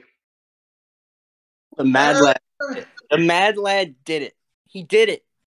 He did do it, and I just wanted to point out, I don't know if anyone subscribes to Gab's emails, but Andrew Torba, the CEO of Gab, mentioned in an email that he believes that, well, because Elon Musk doesn't have $44 billion in liquid assets, he believes that Morgan Stanley essentially bankrolled Elon Musk's purchase of Twitter, but I don't know how true that is. Who's Morgan Stanley? It sounds like a banker. Just Yes, Morgan Stanley is a financial firm. either that or he's Stanley Steamer, your certified cleaner. Or Elon Musk is just the richest person on the planet, which is, I think, Isn't it still what's his face? That? No, it's Jeff Bezos. That actually reminds me of a joke I heard a while back, that the richest people on the planet probably aren't listed because they probably could pay the people who make the list to stay off the list. That's an interesting thing. But anyways, I mean, I'm hopeful. I mean, I'm kind of hopeful. I don't know. I this might make me get a Twitter account if I actually see some like improvement, maybe. But I don't know. And but do you guys know who actually does have a Twitter account? Monarchist of America. That is absolutely correct, Charles. You Monarchist want to of get America points? has a Twitter account as well as other social media accounts. Links to those will be in the description down below. All right. Back to getting on topic. I don't think we're going to see a big culture shift initially. It's going to take time.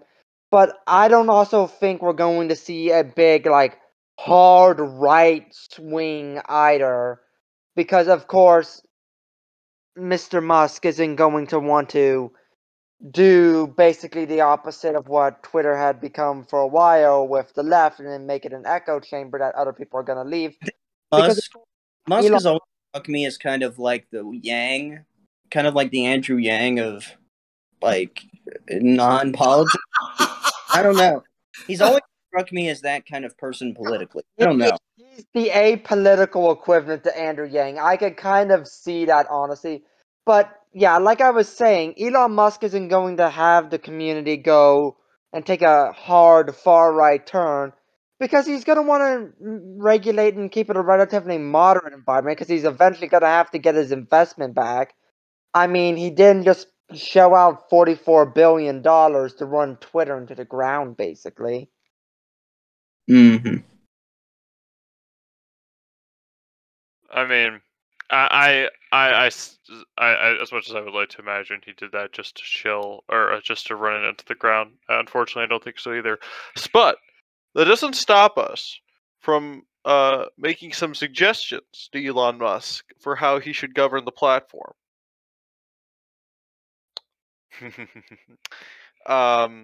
So That's all you, Charles. That's all you. Oh, okay. The blue check mark.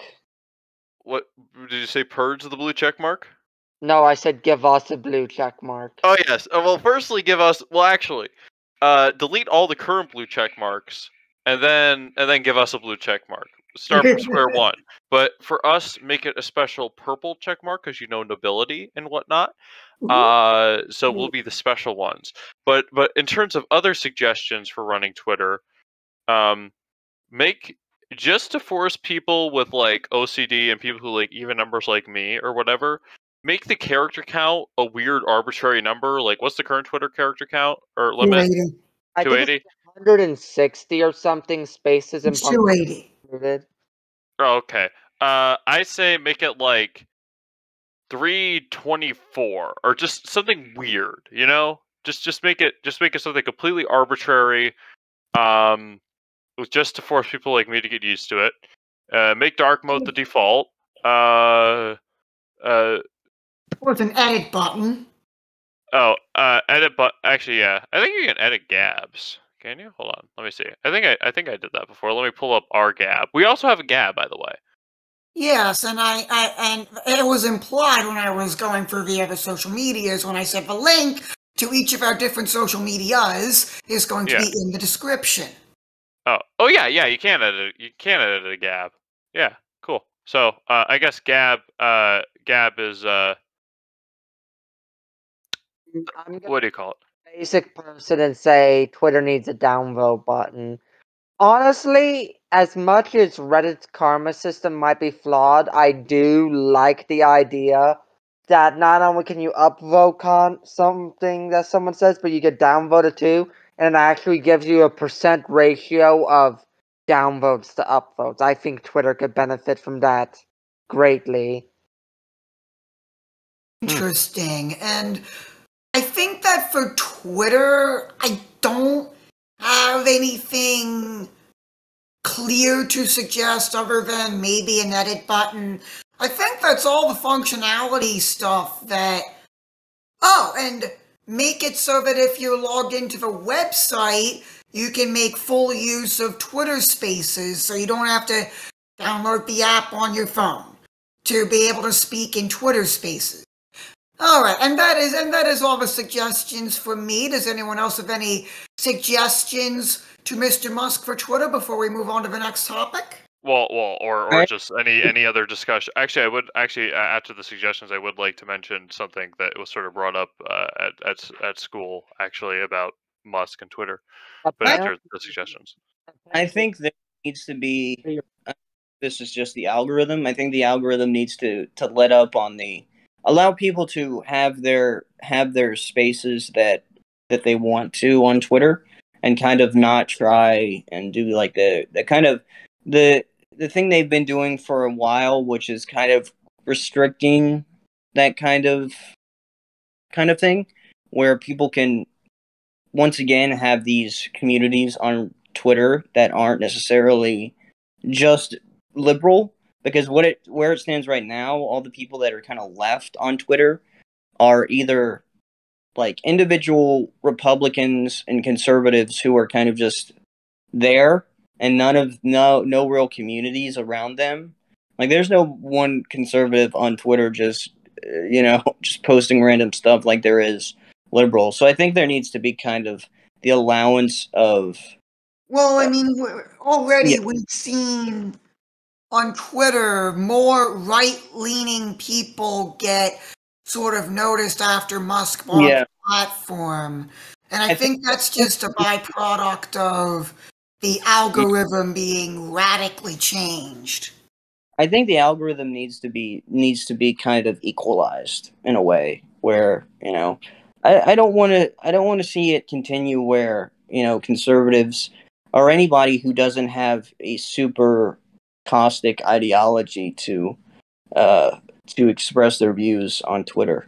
I mean, that needs to happen. People need to be able to express their views on Twitter, and it can't just be the left here. There's other people that exist. So I think they allowed to. Before we move on, I have a funny story. I was actually reading some of Elon Musk's some of his tweets earlier, and he made a joking tweet that he was gonna buy Coca-Cola next and put cocaine Coke back in it. But I fully support this move. But that actually brings up a funny anecdote. Okay. No, Coca-Cola never actually contained cocaine, and probably the way they're thinking, where they took the giant key of cocaine, the giant keto thing of cocaine, and just dumped it in. No. Wasn't it just made from the thing that produces cocaine? Wasn't it? The coca plant was used to flavor it, and that's the plant that cocaine is derived from. But that's what I was thinking. To an international ban on the coca plant due to trying to stop it from being used to make cocaine, they had to replace it with cola nuts, and that's. Here's the big question: could you get high off of it? No, it's basically like the whole thing failing a drug test after eating a poppy seed muffin. It's only so it was just kind of a cultural misnomer then. It wasn't really cocaine. It's just like somebody said, "Oh, look, it's the coca bean. It's the same thing that people makes cocaine with. Oh, let's tell people they just put cocaine in it." As much as it's more like a tea or like a bush than it is a bean. You take the leaves and that's what you use. And the funny thing is about coca is it was used for thousands of years. It's possibly one of the oldest pharmaceutical plants on the planet, and it's native to South America. But within the past 100 years, it was almost completely banned, and almost all the farmers who had been growing it for generations were turned into criminals and chased straight into the cartels because of short-sighted drug enforcement policy on the part of the U.S. and us basically trying to force Latin America to comply. Yeah, I could see that. I could see that happening. America was kind of like that. The war on drugs and its consequences have been a disaster for mankind, and it was really just very, very poorly thought and executed policy. Yeah. The moral of the story is, however well-intentioned your actions are, make sure that the consequences aren't gonna produce a worse result. Well, But, that's the thing. Hindsight is really 2020. 2020. So I enjoyed saying that in 2020. Yeah, hindsight is 2022, guys. I mean, I think there's some. It was a bad decision, but they thought it was right in the moment, and boom, cocaine or the coca that was used as a pharmaceutical historically is just lost in the cards because everybody loves blanket enforcement of laws. They're just kind of democracies are good at that. Just kind of like the blanket kind of application laws. I believe they still technically use a synthetic form of cocaine and dental anesthetic, and that's where Novocaine comes from. Mm-hmm. And that's actually the fun part about cocaine. When it was originally used as a pharmaceutical, it wasn't used as a stimulant like what we think of cocaine today with, people snorting it and then they get tons of energy. It was used because it has anesthetic properties as a topical anesthetic. They actually used to make toothache drops with it, and when you suck on the toothache drop, it would make your mouth numb. Well, I don't know if this is fake or not because it's the internet. It could be fake, but apparently there was a bottle of like medicinal cocaine that was like relatively recent for cocaine when it was still legal. I just loved how the label was maybe habit forming. Maybe. This kind of reminds me of kind of the whole CBD versus marijuana type thing. It just kind of reminds me of that. They both smell disgusting. I will not have either. But No, going back to our original point. So Elon Musk smoked weed. So what's going on with? Have we had anything to add on the whole Musk thing? Well, I was gonna say, this topic did come up. That apparently the UN did actually come up with a plan where you could alleviate world hunger for. The way it was posed was Elon Musk could have spent that $44 billion and stopped world hunger for 8 years. Okay. Really? Yeah. Now I don't put any stock into that. It's his money. He is free to spend it however he wishes to spend it. Well. Okay. So at first I thought, well, why wouldn't the U.S. government just take $44 billion out of their budget, considering the trillions that we spend every year? But then I thought, wait a minute, that sort of makes you sound like a hypocrite, because I do agree that private charity should be the way to go about these things. But okay, well, Elon Musk being of the 1% of society, he obviously has an obligation to spend more of his money on charity than we do. I mean, everybody has to spend. Ideally, everybody would be giving 10%, except the poorest people who need every penny they make. I mean, I'm near broke, and I'm still give a monthly donation to St. Jude. So yes, see, it can be done. No, so what's that from? I never is that from Willy Wonka? It can be done. I never thought that my life could be anything. Anyways, and we probably already subject to copyright infringement. Anyways, no. So I mean, let's just assume for the moment that. Okay, firstly, if you could solve world poverty for $44 billion using this UN's plan, somebody would have already people would have already hawked together the money for that. I mean, how much? I mean, actually, hold on. Let me just see how much is given in charity in the United States. Any plan the UN puts forward, because actually, I watched a documentary on this, and this is why I don't trust the UN's plans.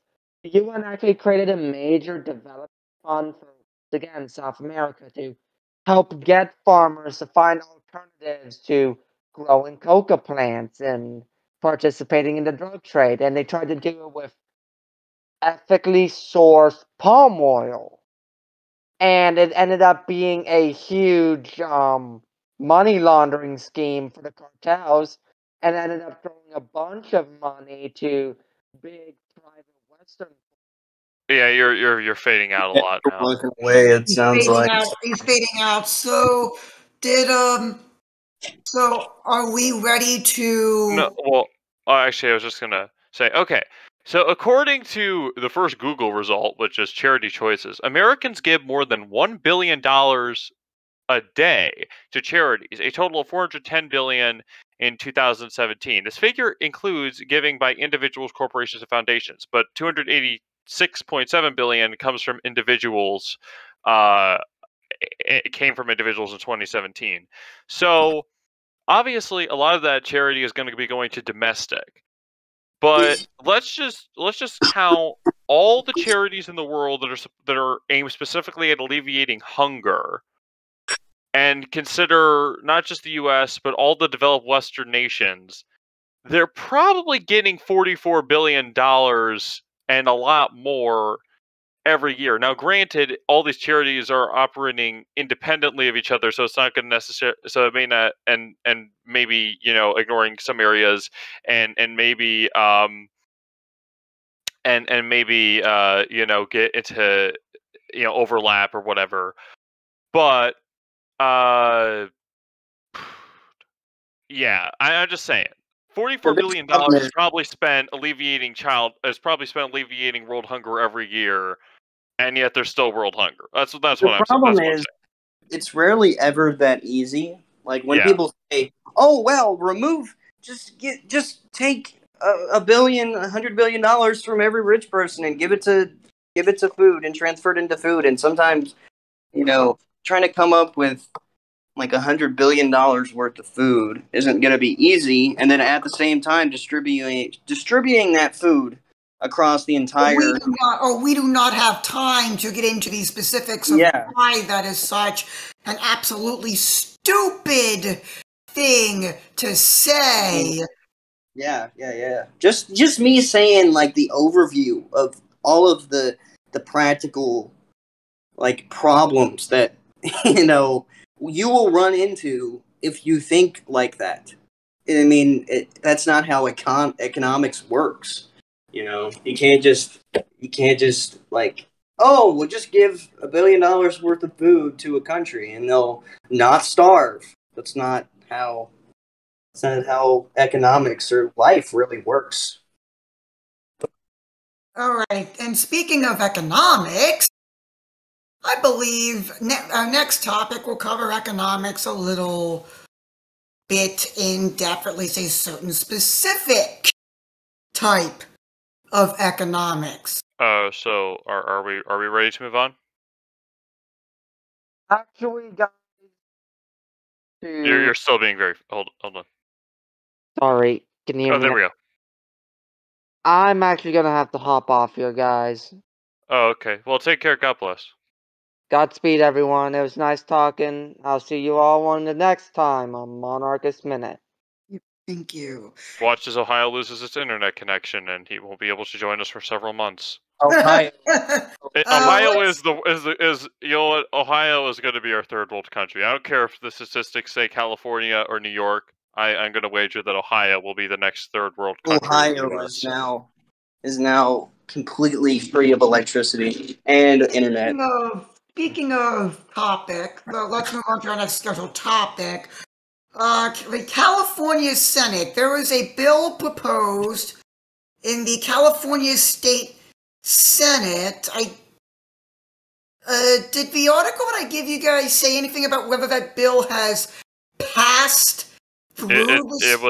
It was a premium article, so after I let it sit on my desktop for a few minutes while I was saying the rosary, it decided to lock me out. Charles, you don't have a premium subscription? Account to some local newspaper? No, I'm sorry. I don't even have a premium subscription to More Herald or something. I don't know what this thing is. Yeah, it's the San Jose Mercury News. Look, okay, I'm sorry. I only have the budget to have a premium subscription to 22 towns outside of my own. I'm sorry. San Diego was not one of them. Vic, I just canceled that subscription. Dang it. I wanted to... No. Sorry to anybody listening to us at the San Jose Mercury News. Sorry for essentially disparaging your newspaper there, but we're not from San Diego, so... I'm sorry I canceled your subscription. I don't know what came over me.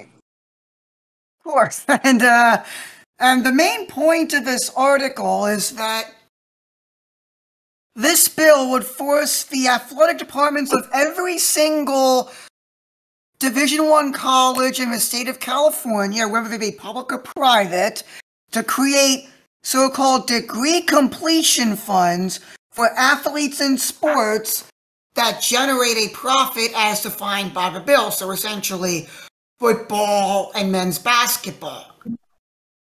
Mm-hmm.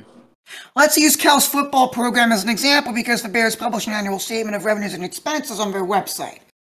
In the 2020 fiscal year, when football is unaffected by COVID, Cal generated $39.1 million in football revenue. The provisions in Senate Bill 1401 would require Cal to set aside half of that $39.1 million for the players, then subtract the amount spent on scholarships, which is $3.7 million. So this is a separate fund in addition to the scholarships that these football players are getting. What remains, which is $15.9 million, would be placed in this degree completion fund to be split equally among the players. Assume 85 are on scholarship, which is the max allowed. The result would be $186,500 set aside in this sort of degree completion fund for each player. The athletes could access a maximum of $25,000 each year, with the remainder available upon completion of their undergraduate degree, so long as it comes within 6 years of enrollment at the school. And they would lose access to that fund if they transfer to a junior college or a 4-year school outside of California. The bill forces universities to have, quote, a fiduciary duty to the athletes. And crucially, it states that any transfer of funds, I'm assuming out of this degree completion fund, from the schools to the players, quote, shall not constitute a payment for purposes of establishing an employment relationship, end quote. In other words, players would receive direct compensation without being subject to rules governing employment, meaning they couldn't be cut from the team. The bill would want the players to get paid for their sports work on behalf of the schools and have the security from comes from being a student on scholarship. And in theory, these payments out of the degree completion fund would be taxable. Well, it's California. They need all the taxes they can get. Actually, Somebody say taxes? Oh boy. oh boy. Government. I mean, here's all I have to say about this, because I'm not very knowledgeable about sports, and like I said, I didn't have a chance to read the article. Although I do have the actual bill in front of me, but I'm too Even lazy better to to read have it. the actual bill in front of you. I actually do have the actual bill in front of me. Well, the Discord's in front of me. Now the bill's in front of me. Now the Discord's in front of me. Now the bill's in front of me. One screen supremacist. But anyways, what was I gonna say? Shoot. And you know, when all I'm saying is the government. Let's just not have the government have this, and we'll just have the student athletes dish it out with the colleges, because after all, the colleges are run by bureaucrats. So obviously they're going to win in a paper pushing game, but obviously athletes are athletic, so they're going to win in a physical fight game. So really what we're left with is this stalemate where they'll just have to yell at each other until they get something worked out. I mean, just form a union or something. I don't know, man. Just work it out. I mean, if you're calling in California to solve your problems, you really have failed. You know what I say with all this? You kind of get what you deserve, because at this point, like, NFL is so successful, and I think everybody should have saw this coming. Like, if we're honest, like, this is the logical conclusion of NFL kind of dominance. Like, you have teams that are kind of kind of poor, like faux NFL teams, like Alabama or other sports teams like that that are so. The blue blood Power 5 programs that perennially finish in the top 4 or 5 in the end of year college football playoff. Mm-hmm. Yeah, I mean they're all kind of geared towards that, so I don't really hold it against them. I don't, you know. I If they want money, you know, I don't think you can make the excuse that it's kind of, well, you get paid by your college. I think they're doing a little bit more than just being college students at this point. So all I But have of to say is, course, but this therein lies the problem. Do these college athletes, and especially in football and men's basketball, because those are the two, shall we say, revenue-generating sports, should those students essentially, I think what we're going towards is a de facto minor league for the NFL, where they lease the rights to use the college's identities for these teams, but have it not really be students of that college, which makes absolutely no sense. At that point, just start a real minor league. Hello, USFL. Hello, XFL. How you doing? bingo, you got it right. However, the part of the draw of watching college sports isn't just to watch the future NFL players, it's to watch students at your alma mater or at the big state school in your state. Yeah, I mean, yep. I think, but I see where you're coming from. But I'm just saying that this is kind of the logical conclusion of teams turning their college football team into a pro team, essentially. This is the logical. And of course, I think that's the direction we're going into anyway, because these athletes, I know that just today or a couple days ago, a University of Miami basketball player who signed a name, image, and likeness deal for $400,000 demanded that his sort of paycheck, if you will, be raised to match the $800,000 name, image, and likeness deal that a brand new transfer to the university received by the next day, or he was going to enter the NCAA transfer portal and try to get paid by another university. Well, you signed the contract, stick with it, dude. I mean... Well, unfortunately, according to the rules for these contracts, they cannot be tied to going to a particular university or playing. I don't know. These contracts, I don't believe in these contracts that you have to go to a specific university to still be under the terms of the contract. Well, no. Unenforceable. No. But I'm saying he signed a contract for $400,000, right? And for X, Y, and Z. Now let's assume that if X, Y, and if whoever he signed the contract with didn't violate any of the conditions of the contract, then he has no right to demand more money. If you signed a piece of paper, you stick to it. You may have made a dumb decision, but still. Also, $400,000 for a kid who's like what 18, 20, however old he is. I mean that buys you a house. Charles, I am telling you, Charles, this is a real number. Yeah, I know, but he did get $400,000. Correct, and I believe that is a 4-year contract or something. I don't know. Oh, okay. So $400,000. is going to get you a decent. Is going to get you a. And that's on top of a scholarship he already has to the university. Okay, yeah, but I'm just saying, $400,000, you can buy a house with that, with that, and not to mention any money that you're going to be making elsewhere. So like, I mean, I'd be happy with $400,000 to play. I mean, that's $100,000 a year if it's a 4-year contract. I mean, that's more than most people make.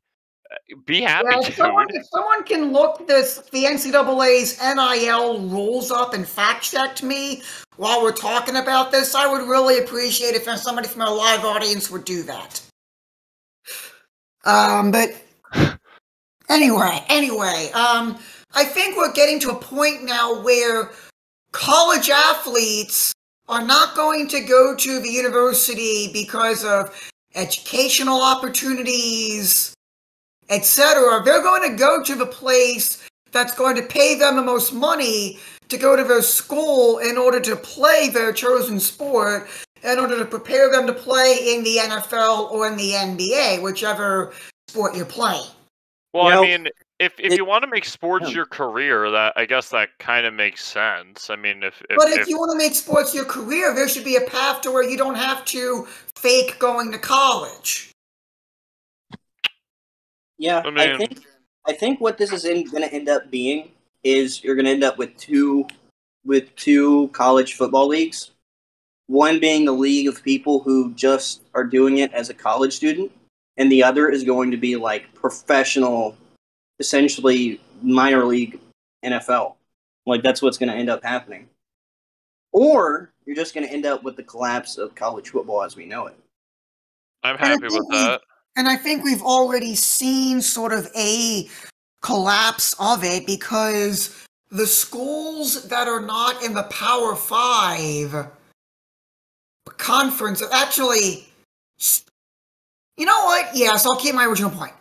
The colleges that are not the so-called Power 5 conferences of Notre Dame, their college football seasons are basically all about making it to a bowl game if they're FBS, and winning their conference championship and making it to a bowl game. Now, if you're in the FCS, your goal is completely different, and there's literally close to zero interest in your school's college football program outside of your school's fans and the fans of the other schools in your conference. And that is very few and far between. Just imagine what it's like in Division II or Division III of NCAA, how little interest there is in those programs. Football as we know it is essentially dead already. Because the NCAA was all in on amateurism and amateurism and amateurism. We can't pay these players anything because they're students. Well, look where we are now. Texas. You know. Oh my goodness. Okay, Texas A&M.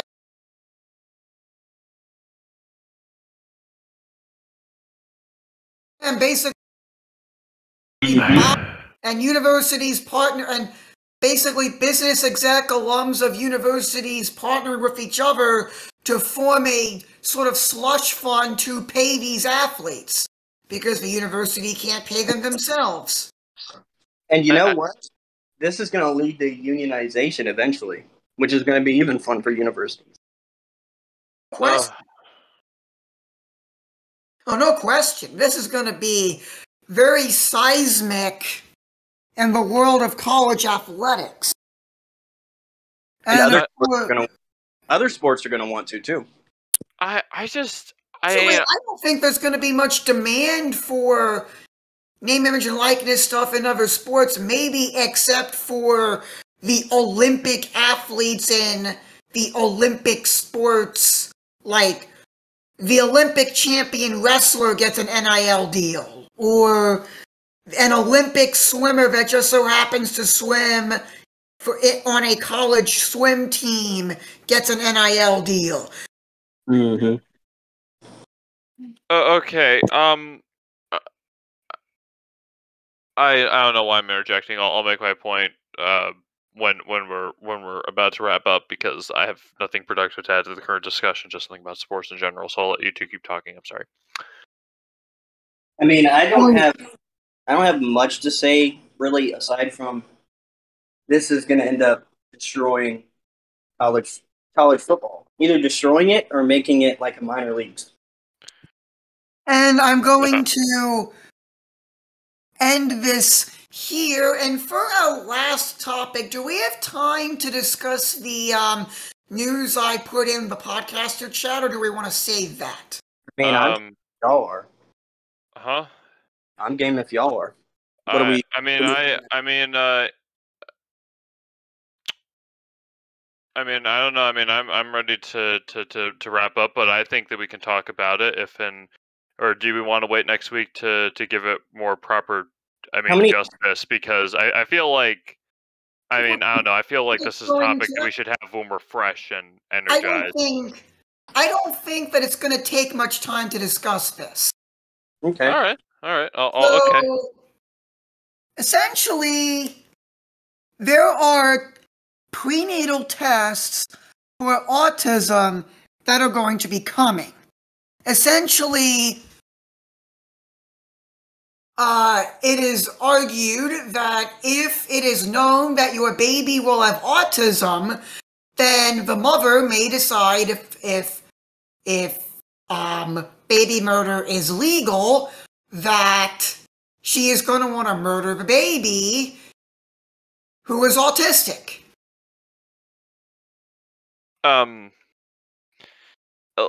Iceland already sort of has something like this. Apparently Iceland is going to eliminate Down syndrome, not by finding a medical cure to it, but just straight up killing every single child in the womb. That's just evil. That is evil. And something like this is, I don't know.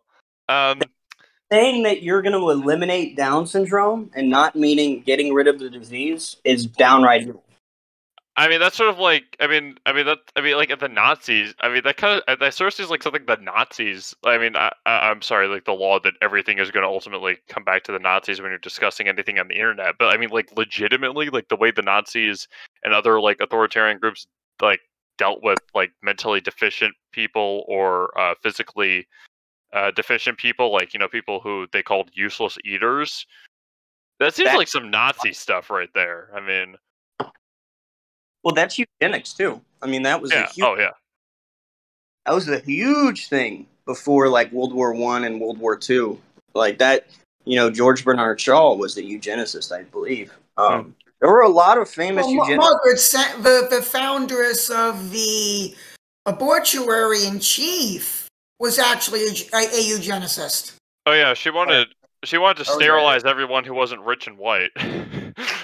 Yeah, Margaret Sanger was a eugenicist, and part of the reason why Planned Parenthood came into being was for the destruction of people that aren't white. Let's just say that it was targeted towards minorities. Yeah, and well, I mean the idea was just you had what do you call it? It was sort of like taking Darwinism to its sort of like natural conclusion and trying to speed up the process, because if people with the superior genes go on to live, then clearly the solution must be to just remove, I don't know if the microphone picked up the finger snap, remove the inferior genes, quote unquote, from the gene pool. And the Catholic Church in America, we have a lot in our history that we aren't going to be proud of because of how our hierarchy acted. But the Catholic Church in America helping stop eugenics, that was definitely a shining moment for us, because because we were one of the, because without us, eugenics probably, it would have taken a lot longer for I guess, or even maybe eugenics might still be a popular thing if we hadn't helped Part crush of it. part of the reason eugenics fell all out of favor was because it was used primarily by the Nazis, and it was taken to its extreme with the Nazis, and that was kind of the reason it took popes coming out against it. It took Catholics, people, Christians from every stripe coming out against it to really get it out of here. It's such a disgusting view of people who are still children of God, who are still valuable people, and human dignity. You know, these are people, and they deserve to be alive. They deserve. Well, absolutely, and I think this is all of the energy that we have to discuss this particular. I will just say this. Yeah, go ahead. It's no secret. I've never been officially diagnosed with Asperger's syndrome. Apparently, that's hard to do in the state of Michigan, but I'm definitely a little out there. I'm not normal, is what I'm trying to say. But Charles, are you? I'm gonna say it. Are you quirky? Are you not like yes, I am not like the other monarchists? Yeah, I don't know. It was really weird. I probably should have put two and two together when I realized that all of my interests were stuff that was either really behind where I was, where I really should have been, and really ahead. Like I wasn't just like into World War II because of the tanks and stuff. Well, I mean that was probably the main reason, but it was like, yeah, I like to learn about the tanks. Charles, you have what we call CRD, clinical retrograde disorder. So we're gonna have to get you out of here. Sorry. Oh, okay. Well, anyways, I mean, what I'm trying to say here is, you know, I'm sure it would be difficult for somebody who had a much more extreme case of autism, or for the parents to raise that child. But that doesn't in any way justify killing that kid, because at the end of the day, that child has a greater right to exist than I mean that child has a right to exist just simply because it's a human being. So the idea that you're going to kill a child for any reason just because you're afraid you might not be able to take care of him is it's disgusting. And I understand that maybe you aren't going to be in that position, and I guess that's one of the reasons we have adoption, because there are people who would be in that position. So you see, it's rarely ever just about you. It's about you too. It's about the person that is inside you. And, unless that child is literally killing you, like you have an ectopic pregnancy or something like that, you don't have the right to just up and murder the thing, regardless of if it's inconvenient for you. Well, if you have an ectopic pregnancy, they have to do a surgical procedure, which one of the indirect consequences of that procedure would be to get rid of the unborn baby that would have killed the mother if it was allowed to gestate into term, I suppose. That's the general position of the Catholic Church, I believe. Yeah, we support. Well, let me just say this: if I have ever strayed into error, if I have ever strayed into error on this podcast and publicly made any error, I don't know of any, but I recant, and that's in future just a general statement. Yeah. Okay. So, I believe it's time for us to wrap up. Are you? That's an hour and 20 minutes? Yeah. Or 2 hours and 20 minutes. All right, so I'll do the rappy uppy because, well, actually, John gets to do the prayer and outro today, or outro and prayer. Oh, okay. Let me pull something Before Before we do that, if I may have permission to have the floor. Yeah, y'all can. I gotta look up a prayer. You guys pontificate. Okay. Pontificate. Just for, and I'm just going to plug this again. Our social media pages are in the description down below. If you would like to join us live for a recording of this podcast, we record this podcast on Fridays at 8 p.m. Eastern on our Discord channel. A link to our Discord as well as a link to all of our other social medias will be in the description of the video down below. And for next week, I am going to give you guys a little bit of a, shall we say, content warning. One of our topics that we have already scheduled for next week is going to be a very heavy topic. We do not recommend children listen to at least the first bit of next week's episode. This is your content warning for next week. So, John, if you have a prayer looked up. All right. It's gonna be a little long one. I'll cut it out a little bit. All right. Oh no, don't cut out. Holy Spirit, in the name of the Father and the Son and the Holy Spirit, now and ever and unto ages of ages. Amen. My hope is the Father, my Son, my refuge is the Son, and my shelter is the Holy Spirit. All Holy Trinity, glory to you, Mother of God. I commended my every hope wholly unto you. Keep me under your shelter. Holy angel, attendant of my wretched soul and afflicted life, forsake me not, a sinner, nor depart your spirit because of my lack of self-control. Give me no place for the wicked demons to dominate, but failing over this mortal body of mine. Hold my wretched and feeble hand and lead me to the way of salvation. And we asked the intercession of the Theotokos and ever Virgin Mary all the days of our lives, now and ever, and unto ages of ages. Amen. All right. In the name of the Father, Spirit. goes to man. All right. Take us home, John. All right.